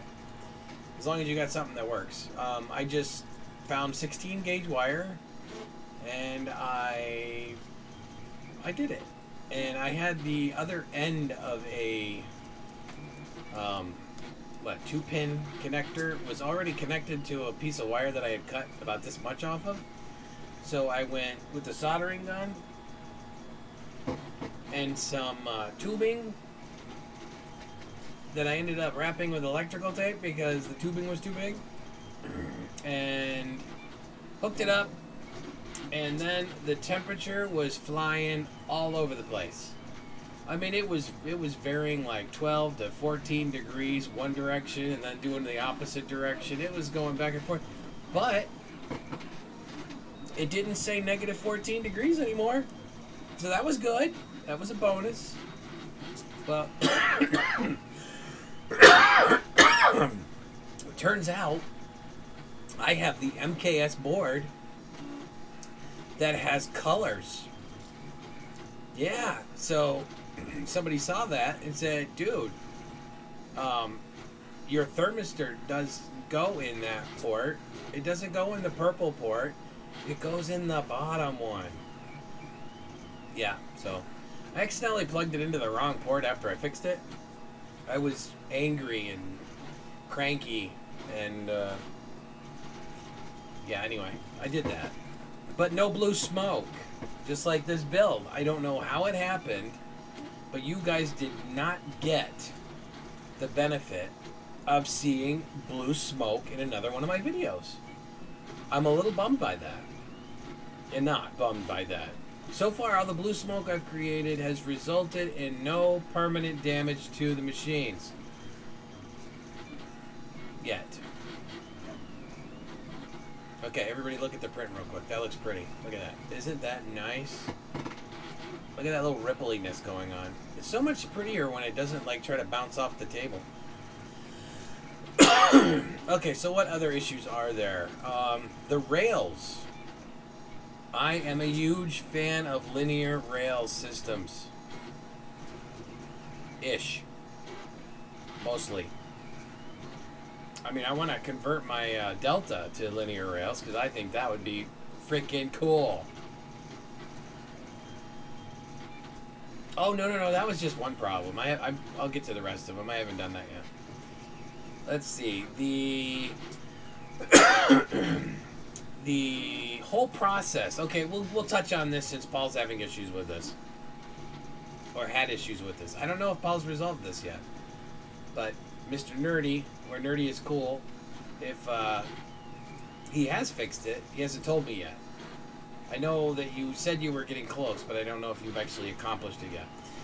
Anyway, the alignment process on your Z-axis on the FT5 printer is somewhat complicated. Like many of my relationships in the past. Yeah, that complicated.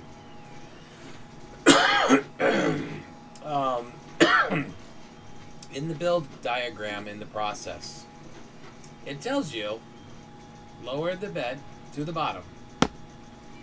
Okay, they usually do this with the bottom being loose. Once you do that, then you kind of snug it up. And then you take your carriage and you go up to the top. After you loosen the top, of course. So you loosen the top. You go up to the top. And you snug them back down. You do that a couple times. Make sure you get it good and square.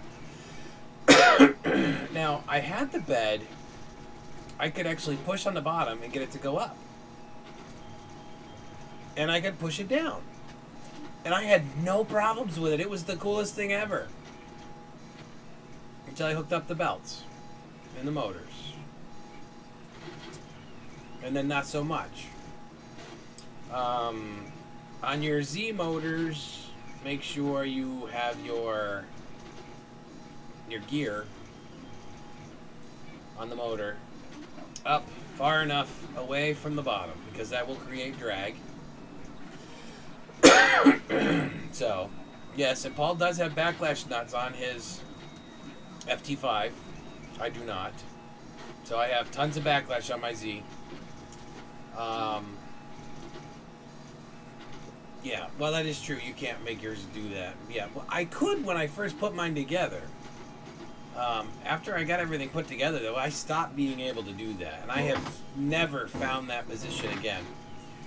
Now, I know that on screw gears, there's usually like a sweet spot that you can find.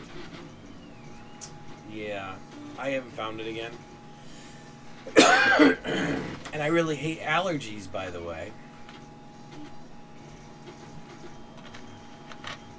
Only compounded by the fact that I'm drinking Coke with a scratchy throat, which means that eventually I'm going to get more of a scratchy throat because I'm not drinking water. Yeah. Anyway, I digress. So, the rails, you got your screws, your two, well, you know, your curly Q drive rods, whatever you want to call those. Those, there's actually a term for that. I'm just an idiot and I can't think of it. So, it's the one in the middle of the two guide rods. I got that one, right? I loosened up the top screws, bolts, the T-nuts, okay? So I could get it so it's wiggly. And keep in mind what material you tightened that into when you first started.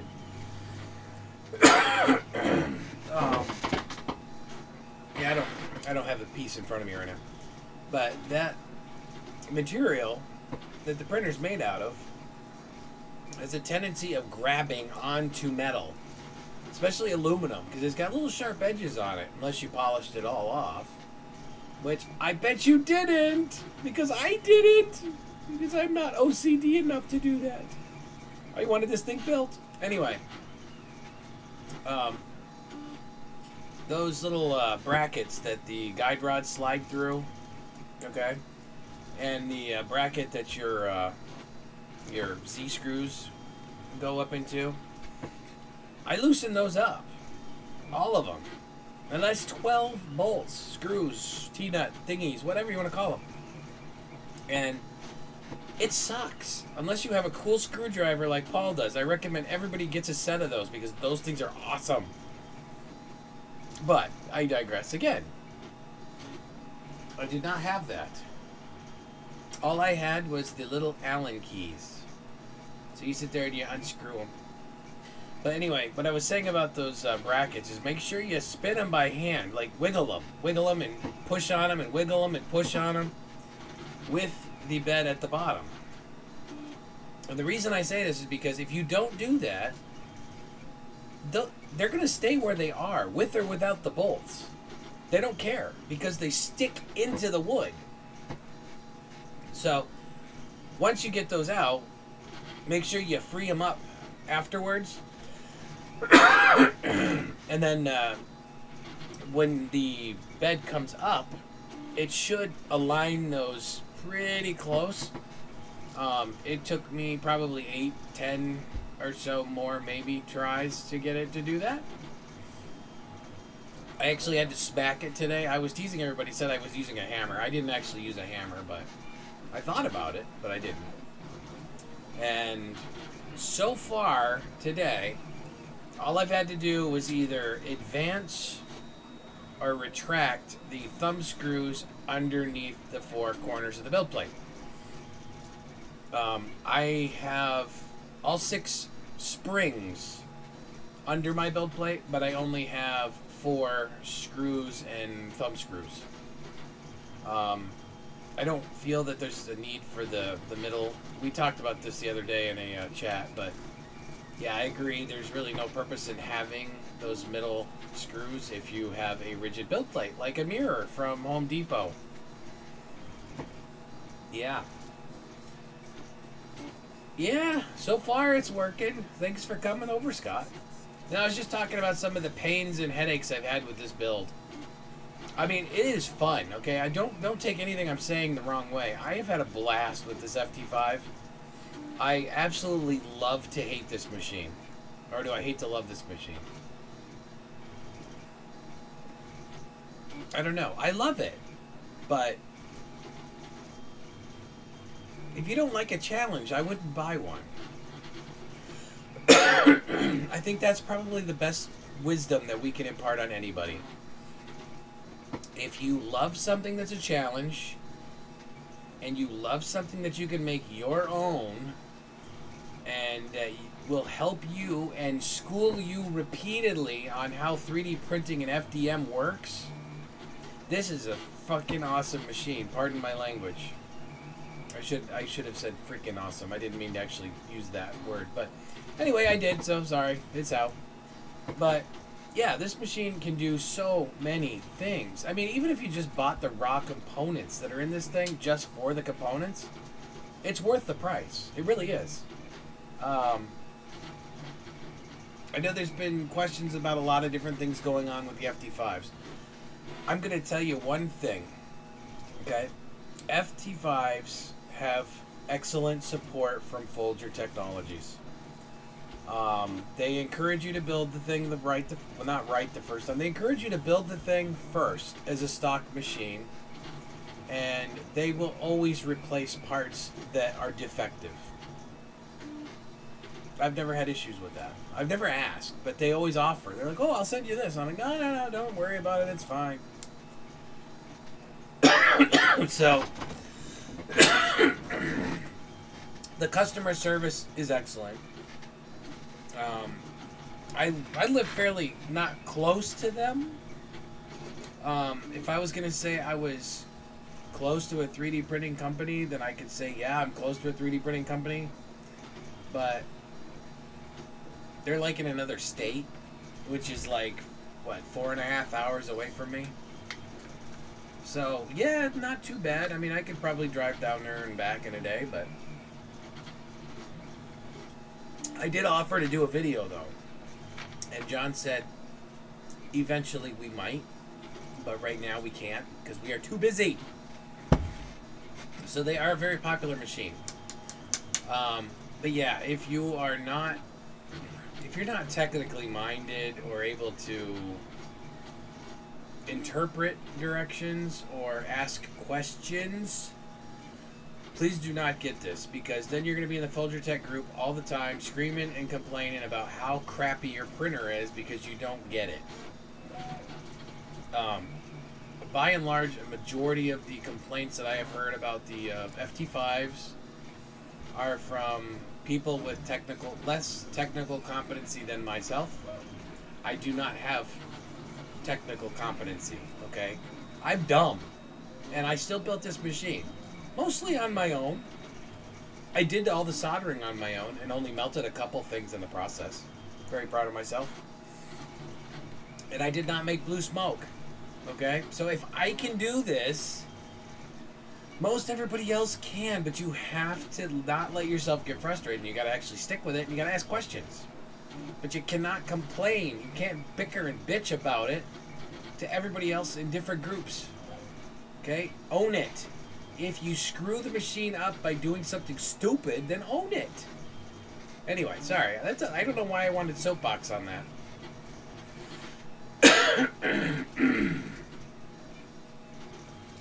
Oh, Scott, you have not seen this model. Dude, look at the description and the link in my video here.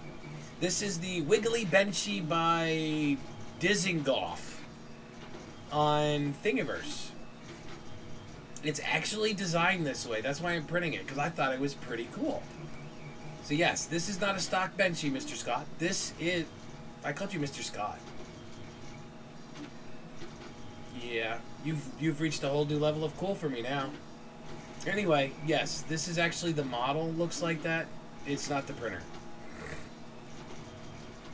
I think it is. I think it looks pretty great. Wiggly wiggly.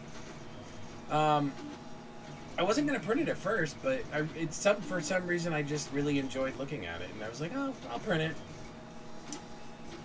So yes. And I had to use glue because the first one jumped off.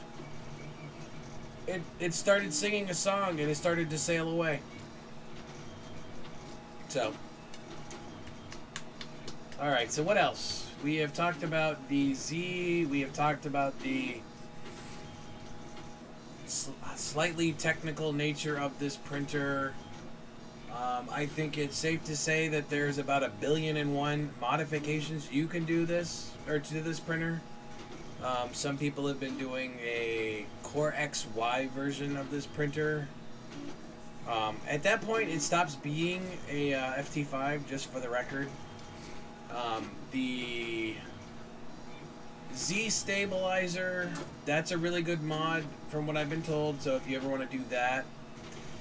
It's the synchronization belt. You just have to buy the doubler gear for the motor, and you can drive, or the, sorry, not the motor, but for the pulley. And you can feed both motors at the same time, and in theory, it keeps them synchronized. There are, I can't even tell you how many different mods there are for just synchronizing your freaking Z drive for your Z axis. There are bracket and frame mods. The biggest one I recommend is the, I don't know what it's called. It's the mod that you put under the printer. It's the little squishy balls. Yes, there's a print that you can get on Thingiverse. It's a bracket. And you put the little squishy balls in the bracket and you stick them up on the printer. And what that does is it actually helps dampen some of the vibration, because you can't really hear the vibration right now. Yes, I was correct. It was the video. Yes, I haven't seen that in forever. I gave massive attribution to that video. I'm not stealing their content. but we did play it on my stream here, and that was epic. I haven't seen that in so long, I forgot about it, so thank you for reminding me. I loved it. What else?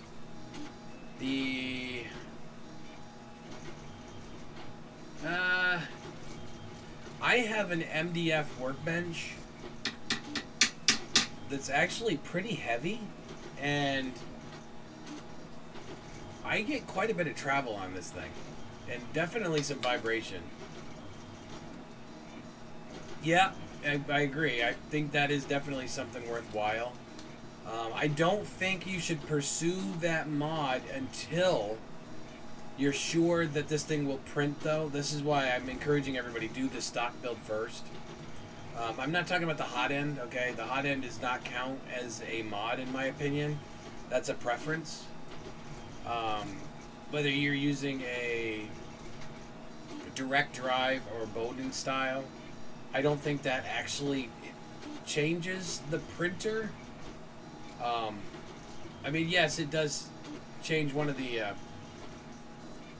profiles on it. I mean, I don't... Okay, anyway, I don't know what I'm saying, so whatever. Anyway, that's done. Oh, and I just found my cable I was looking for. Dadgummit.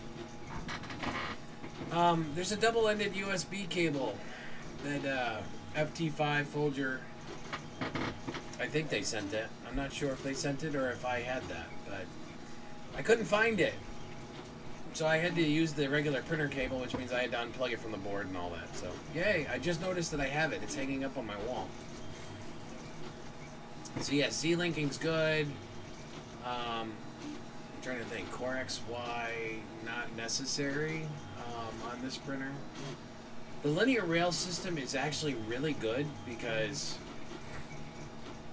honestly, the tolerances on these rails are so tight that if you were out of adjustment on it, that would be freaky. So the gantry pretty much stays square to whatever the whatever you built.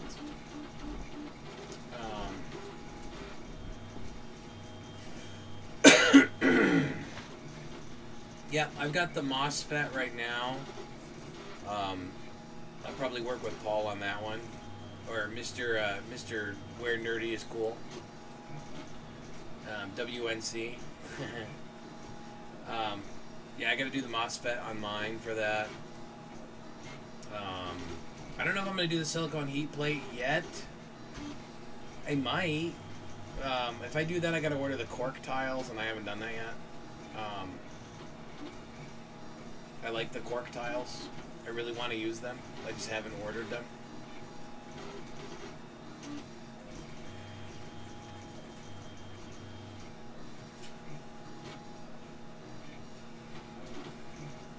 Yes. I would really like that in the build plate. I think if I have my druthers, I mean, I would pay... it'd be more than $100 for that plate, but oh my god, I think at this point it would be worth it. It's either that or creating a lower profile version of this. I don't think if you used aluminum, the profile would have to be as substantial as this is to maintain it. I think you could do kind of a abbreviated version of this. You might need to like rethink the spacers and stuff for like the cork and the you know, the silicone plate, but I think that ultimately you could probably cut down a lot of the overall surface area on that.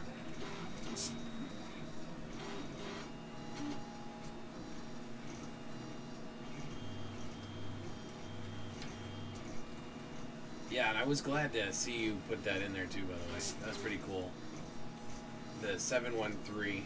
I do got to look into that, because, I mean, I really would like to get some of the aluminum mods. But my FT5 does not know what it wants to be when it grows up yet. So I'm not going to commit to anything right now. I'm going to be very committed to figuring out what the crap is vibrating, though, other than the whole machine. I say it with love, too, okay? Don't think I'm, like, slamming this thing, because I'm not. I really do love this machine.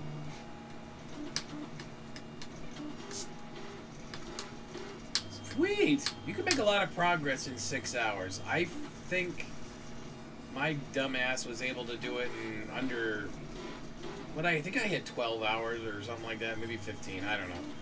All I know is that if my dumbass can do it, I think anybody can do it. That's what I was looking at. Yeah, I saw a... I thought it was called a driver conditioner the other day. And I don't know exactly what it does. If it, like, does something with micro steps or... I don't know how it works. But I've heard that you put one of those in, and I guess they go in line with the stepper drivers or something to that effect. Oh, no, they go in line with the stepper motors. That's right. So they get a signal from the stepper driver. It goes to the stepper motor. You put those in, supposedly it softens the way the motors work, so they don't slam around as much. Oh, okay, the smoother. Yes, that's what I'm talking about. I'd like to get that. Because for some reason, my FT5 did not come with a dynamic braking system. I don't understand that. I'm going to talk to John about that because I really should have brakes on this thing. That's funny. I don't care. That was funny.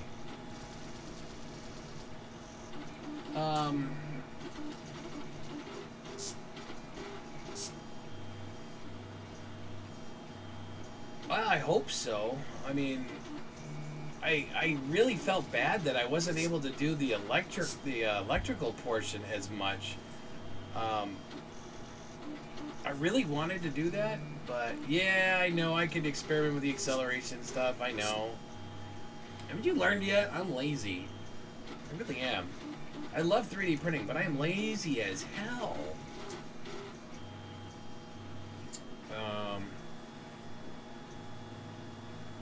Oh, no. I'm talking about the electronic one. It goes in line. You basically unplug it. You unplug the stepper motor, and you plug it into this board. And then you take the other end, and you plug it into the board. And you mount it. And it actually changes the performance of the stepper motor somehow. I'm not exactly sure what it does. I just remember reading about it like a few days ago, and I was like, oh my god, I want that. I haven't decided about that Ethernet, the doohickey thingy yet. I think it looks cool. But I haven't decided if I want to go that route. I mean, that would be kind of neat to do. You get a lot of signal wires on the end of that thing and a lot of small voltage stuff. So, I mean, that would definitely tidy up your wires a lot.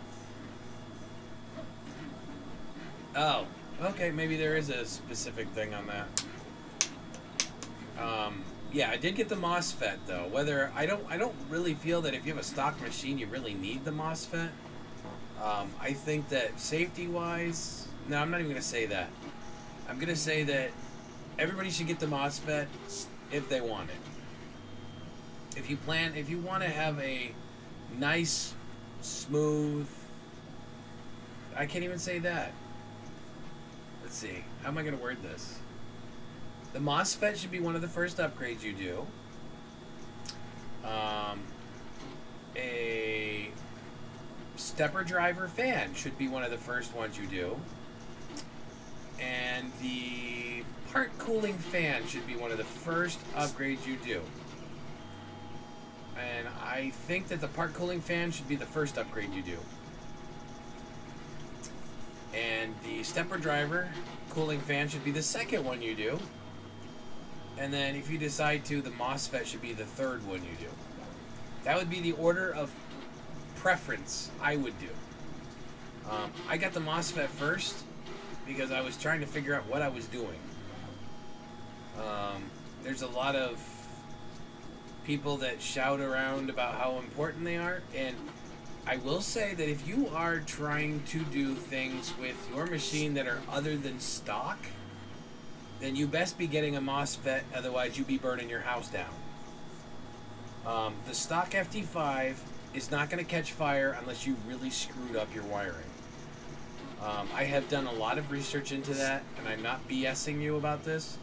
So just keep that in mind. If you wire your machine properly, okay, you will not burn your house down. most of the issues that I have heard and have looked into have been a direct result of bad wiring or abuse or improper handling of the components of the machine. Okay, not because of a fault on Folgertech's part. Anyway, I gotta stop getting on these soapboxes. Quit that.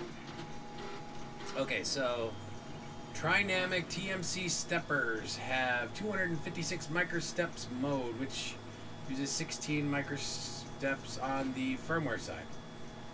That is absolutely Greek to me. I think I get it, but it's still Greek to me. As Tom likes to say, a big MOSFET isn't necessarily better. They are more inefficient, so fully integrated boards with inbuilt syncing will tend to be the most cool and efficient. Yes. Yes. Yes. Yes. Definitely sync your FETs. Which Folger gives you the syncs anyway for that. So that's cool. At least for the drivers. I'm trying to think.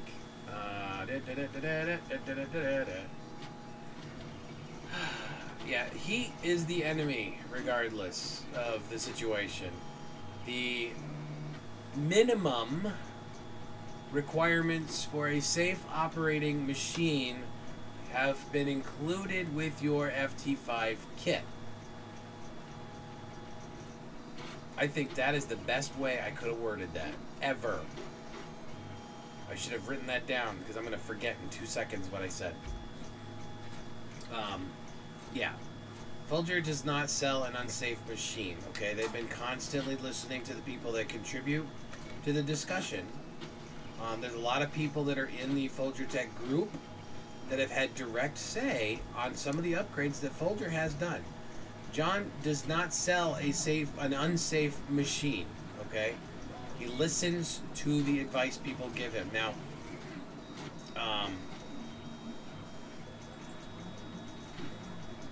I'm trying to think. Now, the manual could be written a little better, and I'm not judging the people that wrote the manual, okay? But yeah, if you're unable to have access to a fine group like Folgertech, and you are not technically savvy, and even if you are technically savvy, there are some steps that may confuse a bit. It would be handy to have a somewhat more consistently written manual-ish. Or you guys could do sponsored videos. That would be cool. Do a sponsored video on like the different steps to build the Folgertech FT5.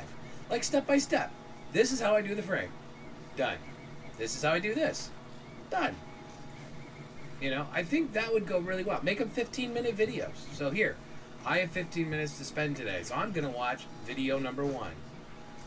Anyway, that's just my advice. John, you should do that. That is a good idea. I don't care. I know you got more than one kind of printer that you sell, but you know what? The FT5, that is a good idea. Run with it. I don't need any credit. Go for it. Alright. Yes, so...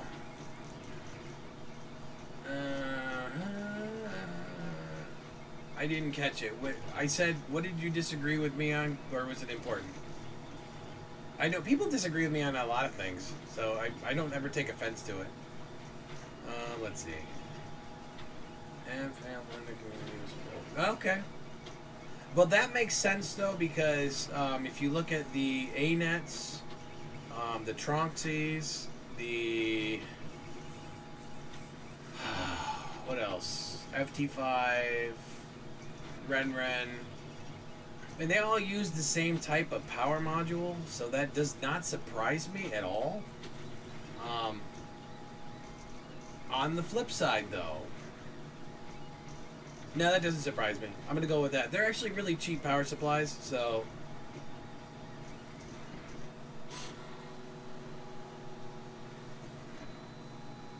That is true. You are correct. Standard users using PLA on this machine would not have a problem keeping up with the output in the nozzle and the heated build plate with a 12x12. Once you start getting into like the ABS temperatures, yeah, you're going to have issues. But honestly, most of the people that do FDM know better than to try and print ABS on a machine like the FT5 without doing the necessary modifications.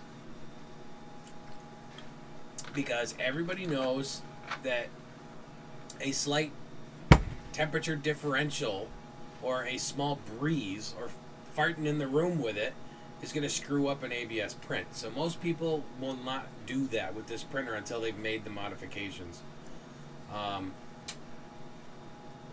That's the only one I can think of. But yeah, I mean, stock, most people are using PLA now anyway. Like on a stock like direct drive like this one,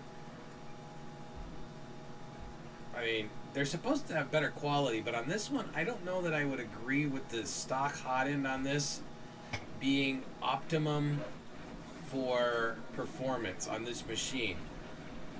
I've noticed that the block that you screw the heat break into, it rattles a lot. So, yes. So if you take care of your wiring, yep, that's a good suggestion. Yep, that is also true. If you don't wire it perfectly, you're gonna have, you know, more amperage draw. Yep, I think a lot of the thermal problems that I've heard of happening are due to bad soldering jobs, bad tinning jobs, stuff like that. Because if you don't solder the tabs carefully on the heated build plate, you're going to draw a lot more current through that than you need to. Hey, how you doing, 3D print everything?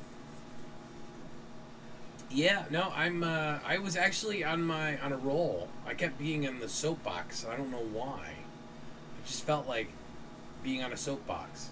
If you guys have not seen 3D print everything stuff, you should check his stuff out. Anyway, sorry. Let's see.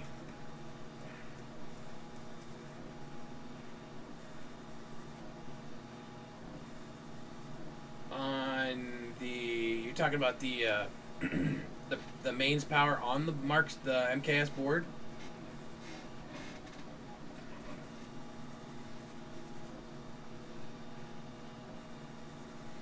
There's if you're talking about the mains power on the MKS board, there's a workaround to that. I don't advise most people doing it, and I sure as hell don't advise anybody doing it right away. I would first off just run the machine stock. Make sure you have as much wire, bare wire, in the terminal as you can without it hanging out of the terminal block. And then once that's done, cinch it down good and tight and leave it alone. But if you are worried about the connection to the board, you have every right to be concerned about that. I don't think people realize how many electronic devices run like that. There's very little in the way of contact between the terminal and the board itself, and that's mains power. Yeah, I've been doing that. It's like a rolling rant. I keep doing it. I don't mean to do it. I'm not like that. But I get very passionate. I love the FT5, and it's just like I want to make sure that if people are going to have bad information on the FT5, that it's legitimate bad information, and they understand that they don't have to be alone when they're trying to solve these problems. Anyway, back to the mains power on the MKS board. Yeah, you can desolder that terminal and do a direct solder to the board. Unless you are very savvy, I would not recommend doing that at all. Some people, I understand how the electronics work and are very good at soldering. But if you get that board too hot and you don't take the necessary precautions, you are going to break something else. So just consider that, okay? I would not advise anybody to do that. I do know that that is a workaround. Like if my terminals melted today, I would desolder my terminals, take them off, and direct wire, okay? That's what I would do. But that's just because, again, I'm lazy and I don't like to wait for stuff, so I would do that. So,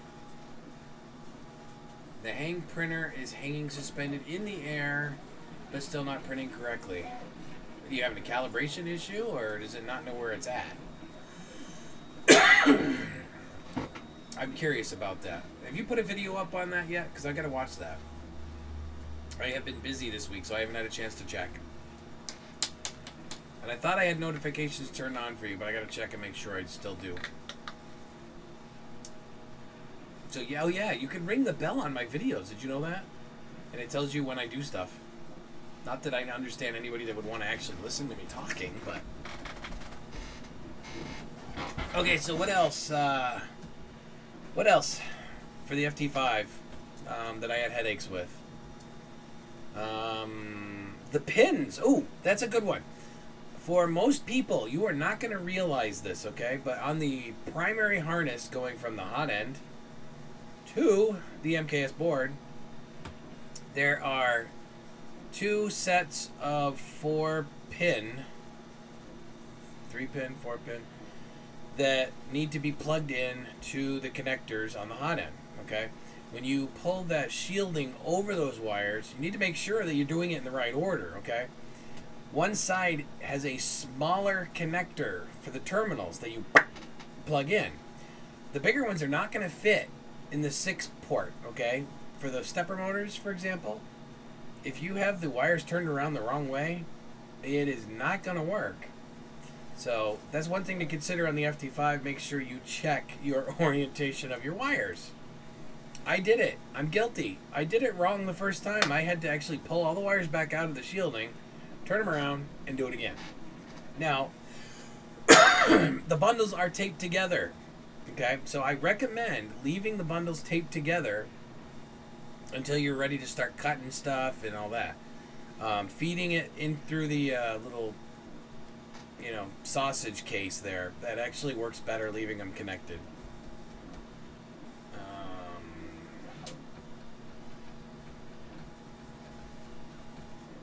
Well, I can understand that.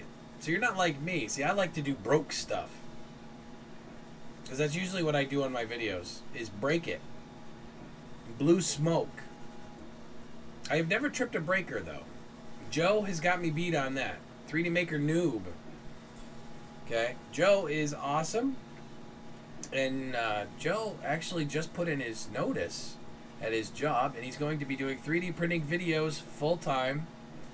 So if you have not checked out 3D Maker Noob's videos, please do that, because he's doing this full time. He wants to like share his 3D printing knowledge with everybody. And you will be happy to know that he does have an FT5 he will be building. Which means that I can surf the wave of glory on my FT5 videos for as long as it takes him to actually make videos. Because once he starts doing his videos on the FT5, I guarantee they're going to be more thorough than mine were. What else? Oh.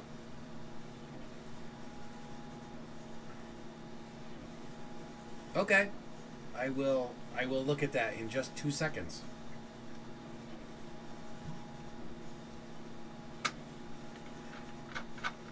No, I have no disasters.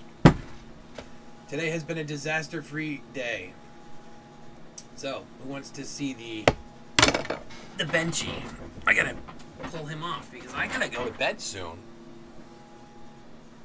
I know, sleep is overrated, but who cares? Oh my god! That was on there good. Oh wow, we squished the crap out of that, didn't we? Look at that. I can barely read that. Can you read that? That is like, oh, hold on, let me get in front of the camera. Yeah, you can, like, you can see it if you have a shadow. But, yeah, that squished the crap out of the first layer. So, yep. And, we got some boogering going on, so we were definitely over-extruding somewhat. Which, I think in this case means I was running a little bit too high on temperature for this particular filament, so I probably could print it closer to 195.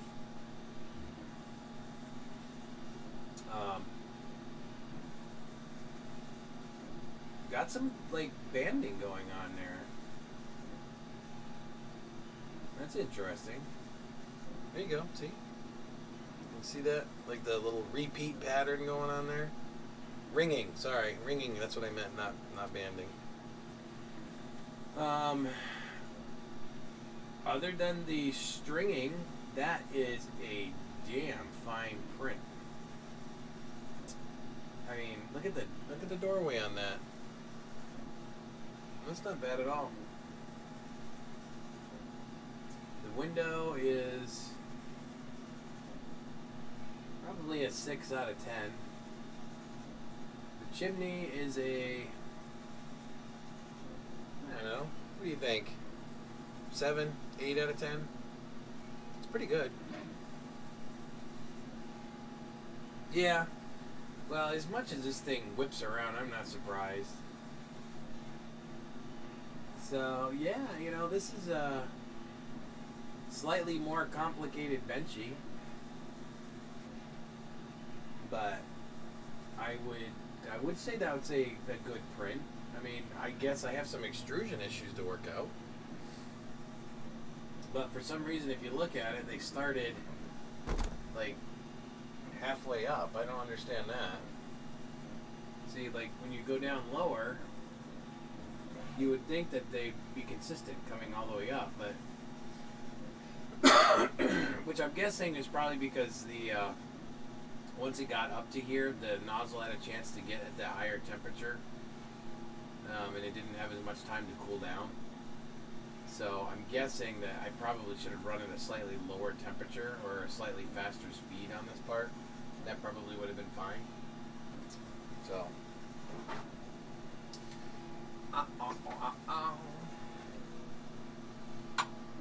There. Da Vinci. Everybody love Da Vinci. I love a Da Vinci. Look at me, I'm Mario. A bunk on my head. I thought it was a gold coin. Okay. Well, right now I'm using Cura 2.60 for, oh my god, I haven't upgraded it yet, and I need to. Updated, sorry. I don't have the money for the simplified 3D right now. So yeah.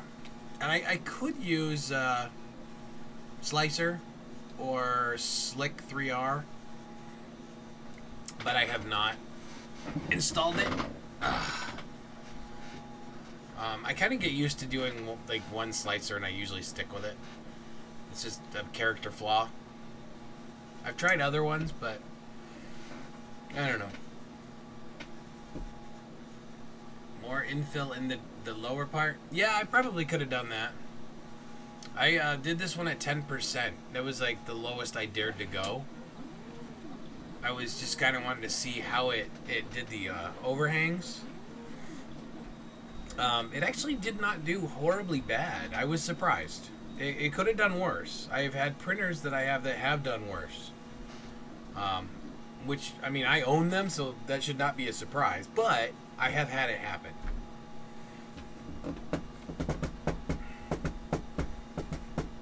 Alright, what else? Come on, there's got to be more questions because I'm going to go to bed if nobody asks me questions. Because I have done like about as much rambling as I think I could possibly do in a day.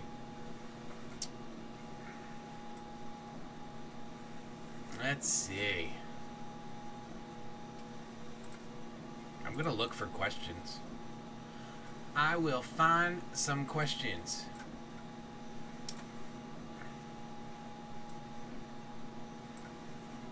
Seriously, nothing? Ugh. In today's commercial, this episode was brought to you by the letter N. N for no questions.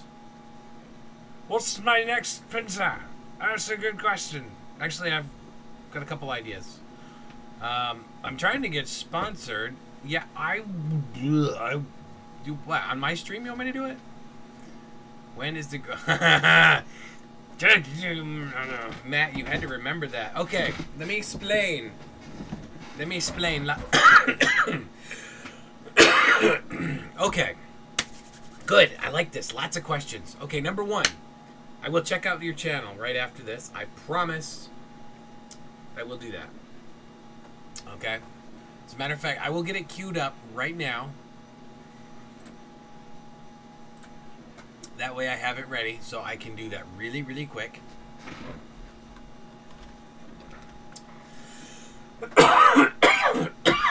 I need to stop coughing. This is driving me absolutely up the wall. Of course, that's also going to confuse me.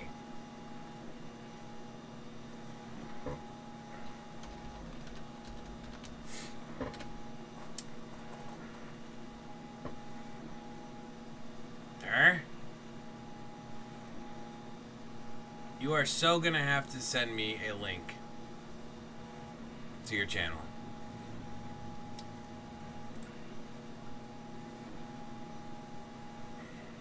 Yes. Send me a link to your channel. You got me on Twitter, right? You're going to need to do that. Or Facebook, even. Whichever. Okay, so the green screen. Yes. That kind of goes part and parcel with the camera. As you know, since I have started this channel, I have had exceptional issues with camera quality. Look at this camera. Garbage. Okay, I got this camera for free because the camera next to it was garbage. So the answer is I am getting a 4K camera or two soon. However, I'm trying to figure out how to do it with both the racing drone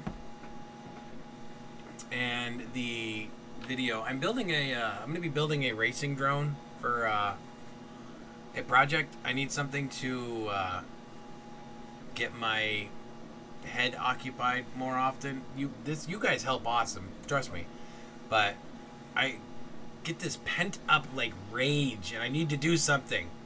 I don't feel like going to the gun range to shoot, so I'm thinking the racing the FT5s would be, or yeah, racing the FT5s.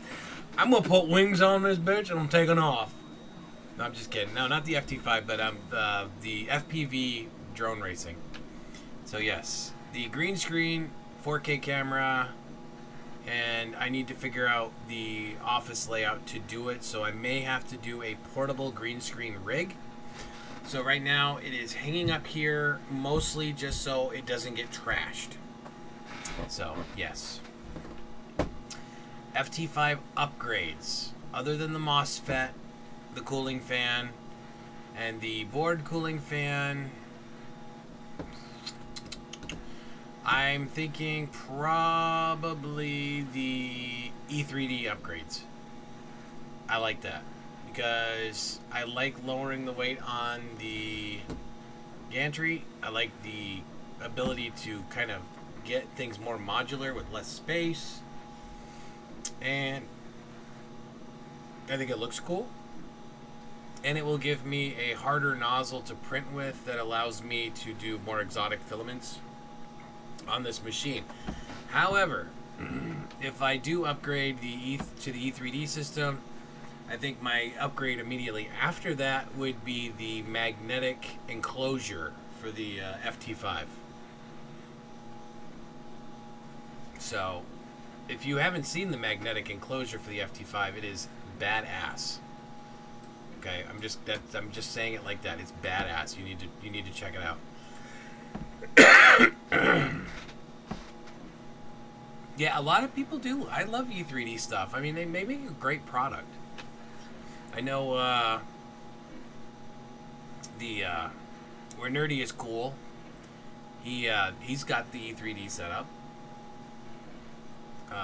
There's been some small issues with getting the thing to go up and down. Oh no, he's live too. He's on his own stream right now. So I have to check him out. Oh, he's printing! Ladies and gentlemen, Paul is printing on his FT5 right now. Yay! I have to give him a yay. Okay, I gave him a yay. Oh, they did. That's awesome, dude.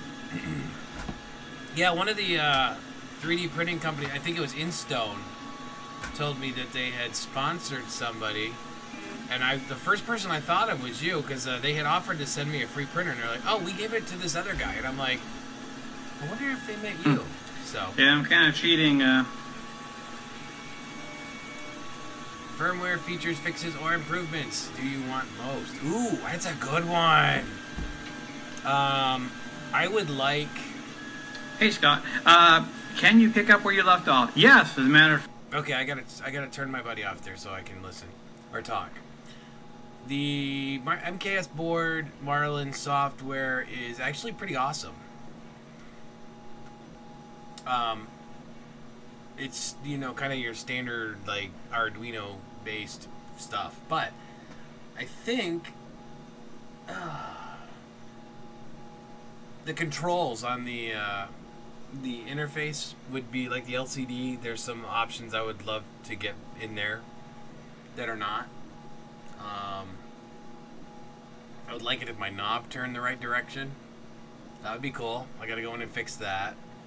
I know people like to name their printers. Well, at least I do, but maybe that's because I'm crazy. I'm gonna change the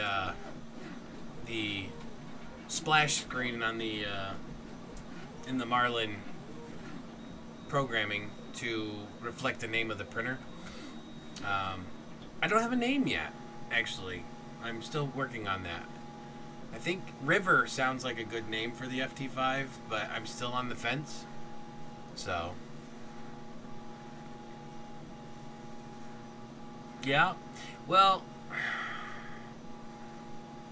I like what you're saying on that with the 32-bit and the integration with BL Touch. I would like to see the BL Touch and inductive sensors go completely away for the auto leveling system. Now follow my logic here, because every single 3D printer on the market has a built-in leveling sensor. Every single one. The question is, do you know what I'm talking about? Dun dun dun. It is not a trick question. I am dead serious. Every printer that's come out on the market, whether it be DIY printer or whether it be a printer that you purchased that does not appear to have the auto leveling system, every single one of them has the ability to do it without buying a BL Touch and without buying anything else to add to the printer.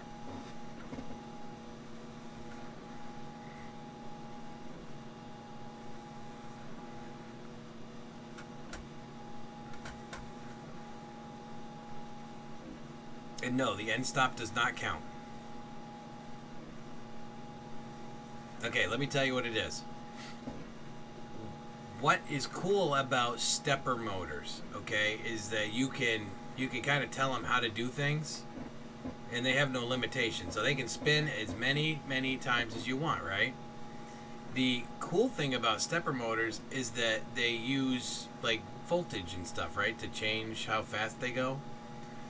Well, you can also use the resistance. Like, if you have a baseline on your stepper motor when it's going to home, so it's homing to one direction or the other. Now, the Z-axis is the one that most people are concerned with because that's where your build plate is, right?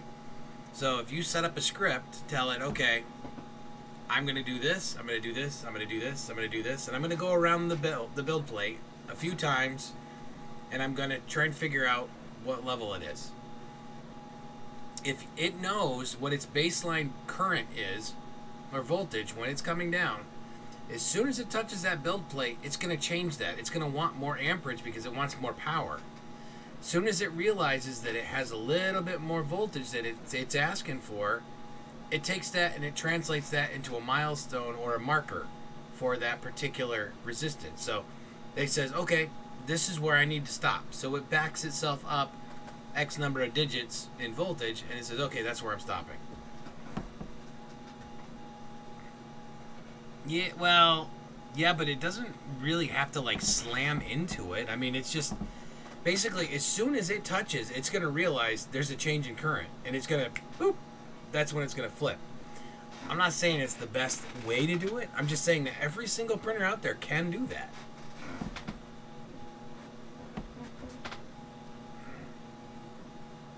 I gotta stop looking at my video here, because, oh my god. Alright, so what else? Yeah, like I said, I wasn't really trying to, like,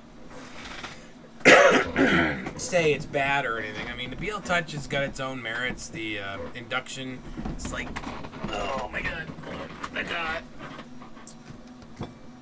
Let's see, what do we got in here? We have LED lights. We have, hold on a minute. Let me find my window here. Bing, binga, binga, binga.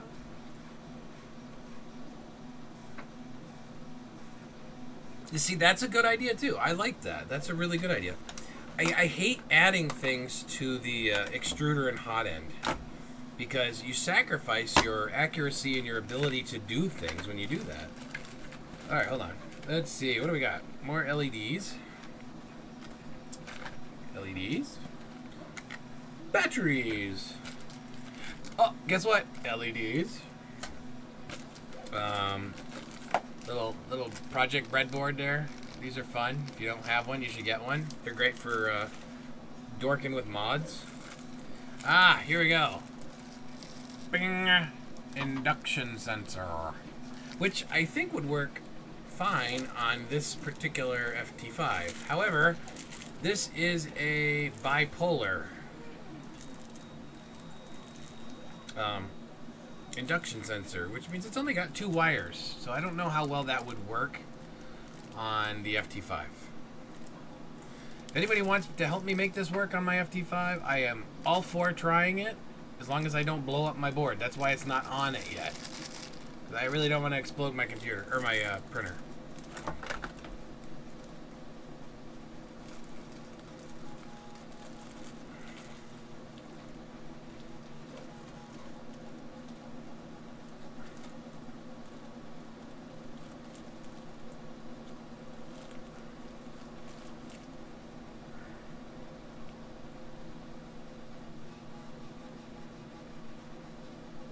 I like that idea too.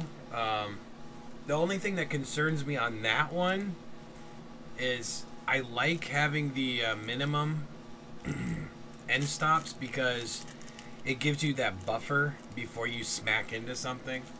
I know on the Folger, on the FT5, there is very small margin of error when it comes to the sensors and crashing into the actual frame. So the Z-axis I don't have issues with. On most printers, that seems to be a standard. I mean, unless you had like the good, you know, like arms or whatever. That. Yeah, anyway, I think you know what I'm saying.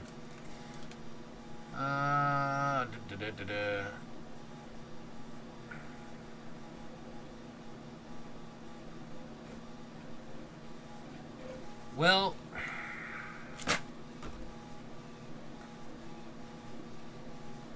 Maybe. I see where you're coming from on that, Matt, and I don't know. I mean, I think yes in some ways and no in others, because of the integration on the boards. A lot more people are using more like the Raspberry Pi style boards now. Rubber baby buggy bumpers. Yes, I can say that.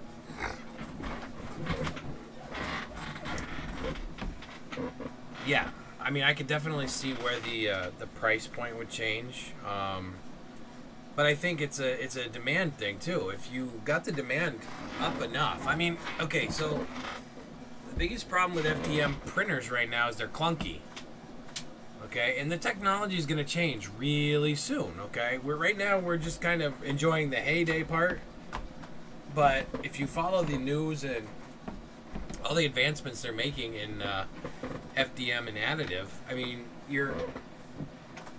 it's not going to be much longer with printers like this.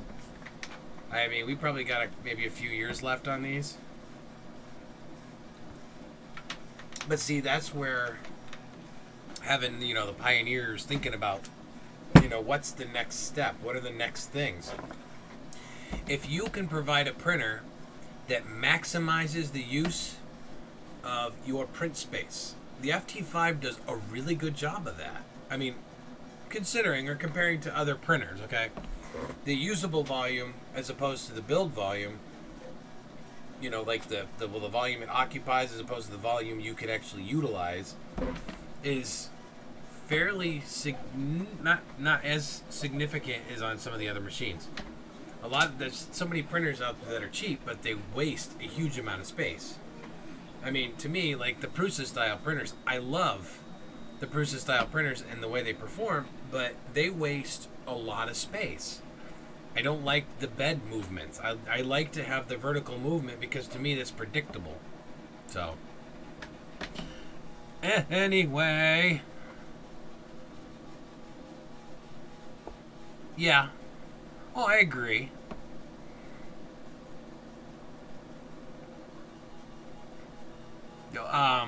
Let's see. What's it called? The Taz comes to mind when you talk about that. Lulzbot. That big honking gear they've got for their extruder. Well, and I agree with you, but you already know my stance on the Hang printer. I think being able to do it is awesome, but for what I do, I would probably not be doing it myself. I would prefer a modular 3D printer, one that I could actually snap together and add components and rails to. That something like the FT5 would be somewhat easy to do that with-ish. You'd just be taking the linear rail and you would be getting rid of all the wiring for the most part, and you'd have direct contact, you know, on the entire system that slides back and forth on a shuttle. But you could just add as many like add-ons as you want, really. It'd be a completely modular system. Yeah, well, I mean, there's that too, but I mean, I can't say that I wouldn't want one if I had one. I haven't gotten there yet. And I did come up with an idea for a mobile, remote-controlled 3D printer. It looks like a spider. I thought that would be pretty cool. Having a spider that instead of web, it's extruding plastic. And it just lines up and says, okay. And it just kind of weaves around and does it. I thought that would be pretty neat.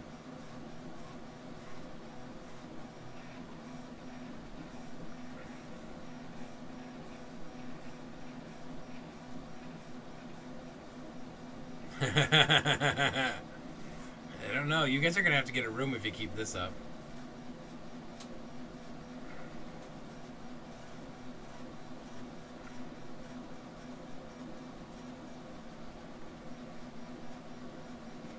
Okay, if we start talking about making the Marlin software cloud-based, I'm just going to hang up.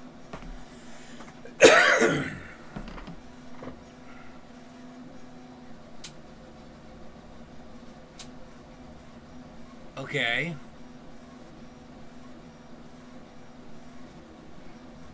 It wouldn't have to even be a kiddie pool, really. It could be really, really shallow. I mean, you only really need, what, 2 inches of resin? I mean, after that, it's kind of excessive anyway, isn't it? You just ruin the freshness of it. I mean, in theory, you could run an SLA printer on less than, what, 4 times the height of the minimum layer thickness? So, like, if you're running 0.4 millimeter layers or whatever, then you just have, like, 0.12 layers, or 0.12 millimeters of fluid-ish, kind of, in theory, if it was efficient.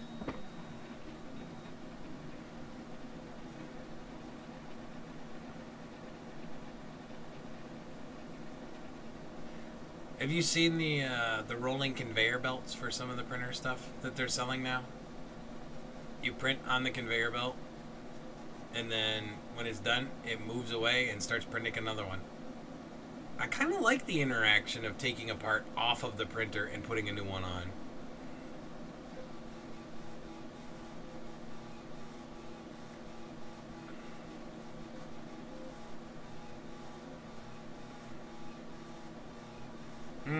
Yeah, that is a good point. Yeah, I'm not a big fan of a lot of the cloud-based stuff that's going on right now. I can see the merit in some of it,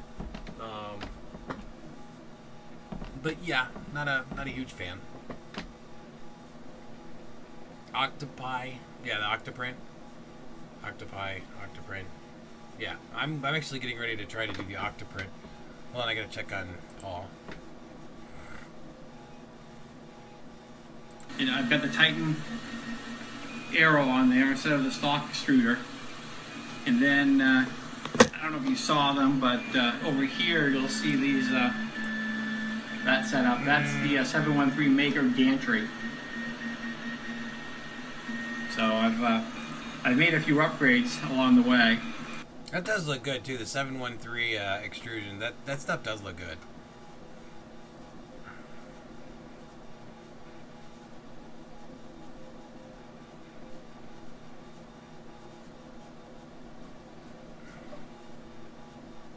You're gonna blow my brain out. I'm gonna be like, boom! It's like a printer in a printer, man. Printing a printer. How about that? You should see how the electronics mixes now that's going on that they're getting better at.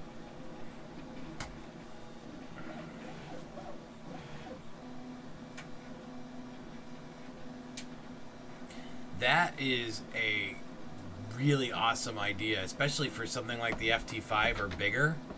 Oh my god, dude, that would be nuts. That would be like a shifter on a tractor trailer, you know, with like more than one gear set. You got the big gears for handling the primary stuff, and then you got the smaller gears afterwards. God, that would be cool as all get out. I would love that. I'm dumb, and I even know I can appreciate that.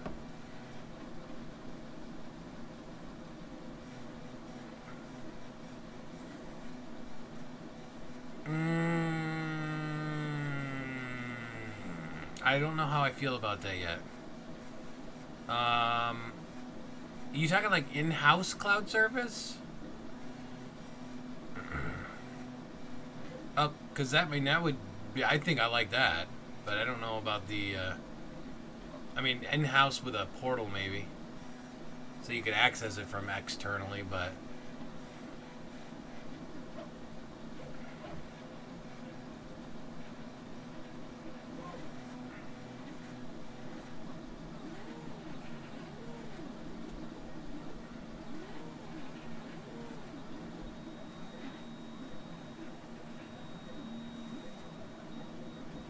I think that would be complicated as hell, but it would be awesome.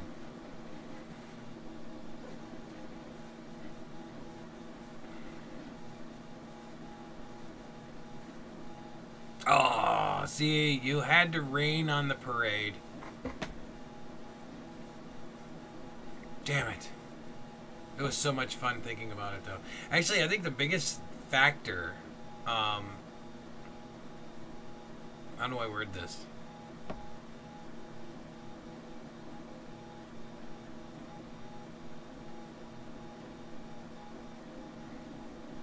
Maybe Newtonian physics?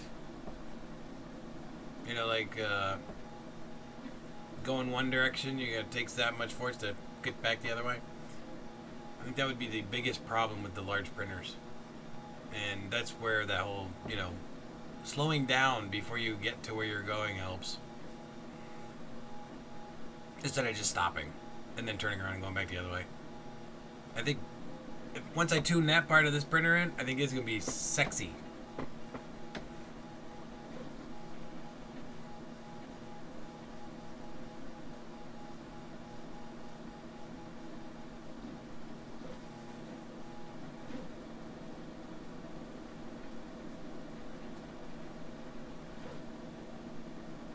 Okay.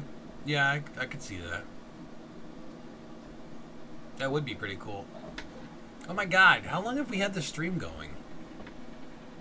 This got really interesting really fast. I don't know how that happened. Oh man, we've been on this for almost 3 hours, just talking. Good god, you guys are gluttons for punishment, aren't you? Oh wait, do you want to see the Benchy again? Here, hold on. Look, it's the Benchy! I will say though, this has been a really awesome stream, and I do appreciate you guys. I hope you know that. I know that I suck at doing videos a lot. I just do it because I enjoy doing it, and I try to make them interesting most of the time. And FT5 has been certainly my biggest interest market. I know that there has been a lot of people that have messaged me over this stuff. And the irony is that nobody asked me to do anything specific when I was building the damn thing. And I asked everybody, I said, hey, if you want pictures or you want me to do something specific, let me know. And not a single person did that. It was really annoying.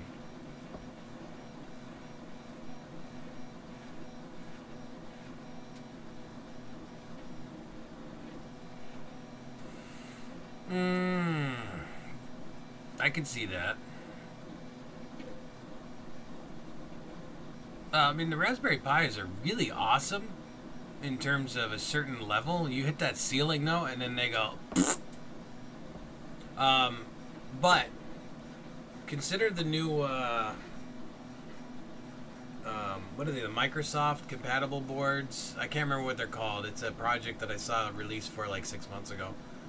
But those things are supposed to be able to handle about 3 times the computational values that the Raspberry Pi can handle.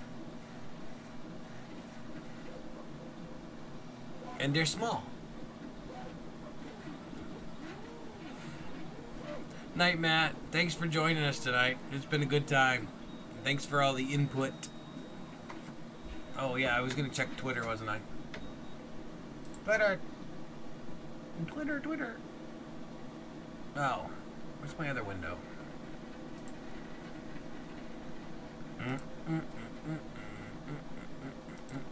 There it is. Galileo, Figaro. Yes, it was Galileo, I believe. Yeah, that was a pretty badass looking machine, actually. Ah, that's a shame. Good riddance. I don't like anything that has the name Edison on it anyway. Did I say that out loud? I mean, I like the product, I just didn't like the name. Not a big Edison fan myself.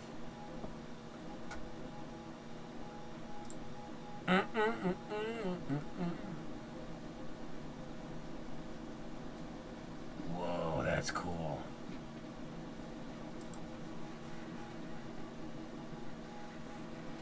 Yeah, I heard a lot of good things about the Edison.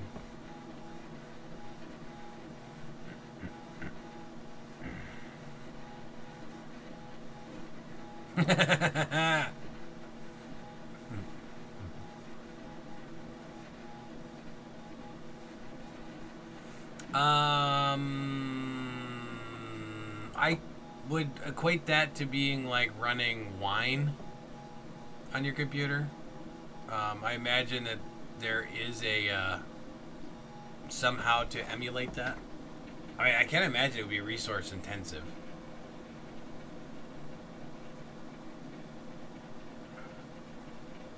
I mean, if you could dual boot with a Linux system, I can't imagine you couldn't.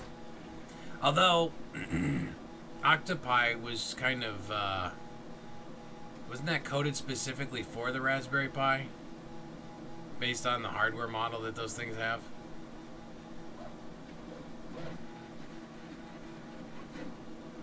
Yeah, I didn't get into it that far, so I don't know. I are not that smart.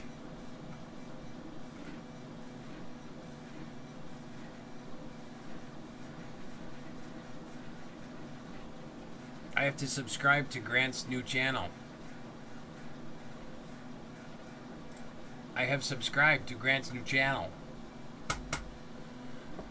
Alright, it is 12:32, and I I have to decide if I'm going to get off or if I'm going to continue this wonderful conversation with you guys.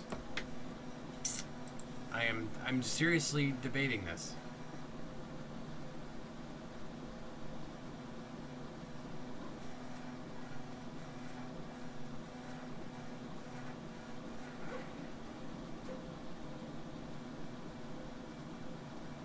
Yeah, you should hook up with Naomi on that one.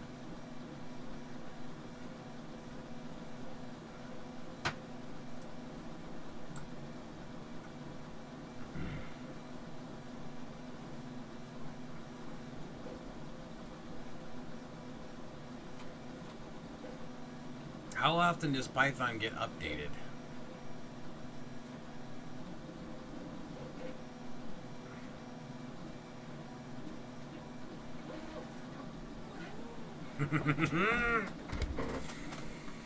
Alright, well this stream is about as freaking long as I think I can freaking stand, even though it's a freaking interesting one.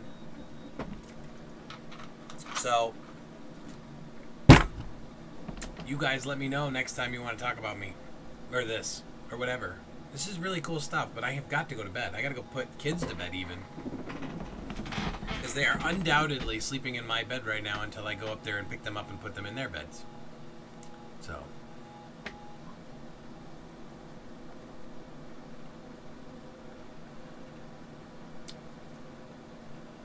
Yes, I appreciate that. And I would really love to hear some more stuff from your, from you.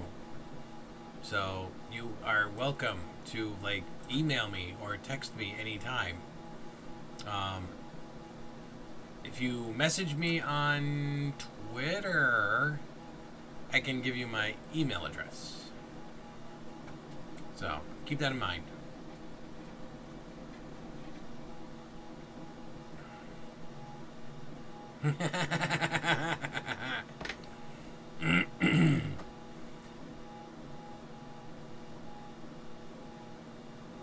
Why, thank you, Alter Ego.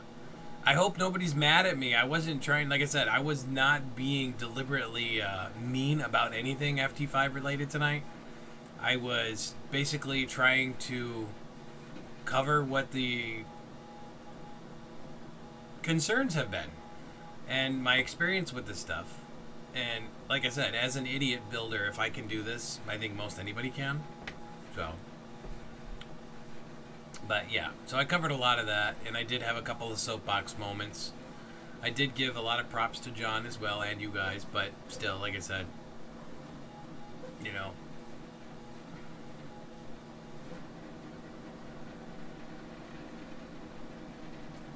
Oh, yeah, that's a good way to correct that. I don't think I can redact that in the stream. Let's see if I can erase that. Alright guys, so thank you very awesome much for being on my stream with me tonight. This was a 30-minute stream that has lasted for 3 hours, I think. That's cool. That means we had stuff to talk about, or at least I did, which I guess either way is cool. Apparently I like to hear myself talk, so thank you for the active participation.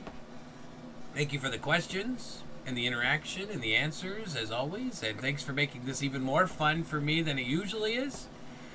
And I will see you guys the next time you're on with me. I think I should probably not broadcast that I'm doing this anymore, because I seem to get more people when I don't tell people I'm doing it. Well, thank you. I appreciate that ritual. And Scott / Thinkyhead and / Folger Tech people type people with really big brains make me feel dumb or stupid. Nah, I'm just kidding. I'm really not dumb. I just, you know, to certain technical aspects, yeah, I don't get it. And I think that makes for entertaining television too, because me building stuff and screwing it up, that is awesome. Because you know the dumb people, well, not necessarily, I don't mean dumb people. People like me are going to mess this up. And it's good to know how they're going to mess it up, because if you know how they're going to mess it up, you can go, hey, guess what? Yeah, do it this way. Don't do it like that. So anyway, guys, I love ya. thank you for hanging in with me, and I will see you on the next stream. Please feel free to talk to me on Twitter and Facebook. And if I trust you, you could even have my email. But you got to make it worth my while first. So, until then, I will talk to you guys later. Peace out. Innovate. Build stuff. Be cool. And, yeah, we'll talk to you in the next run. Ciao.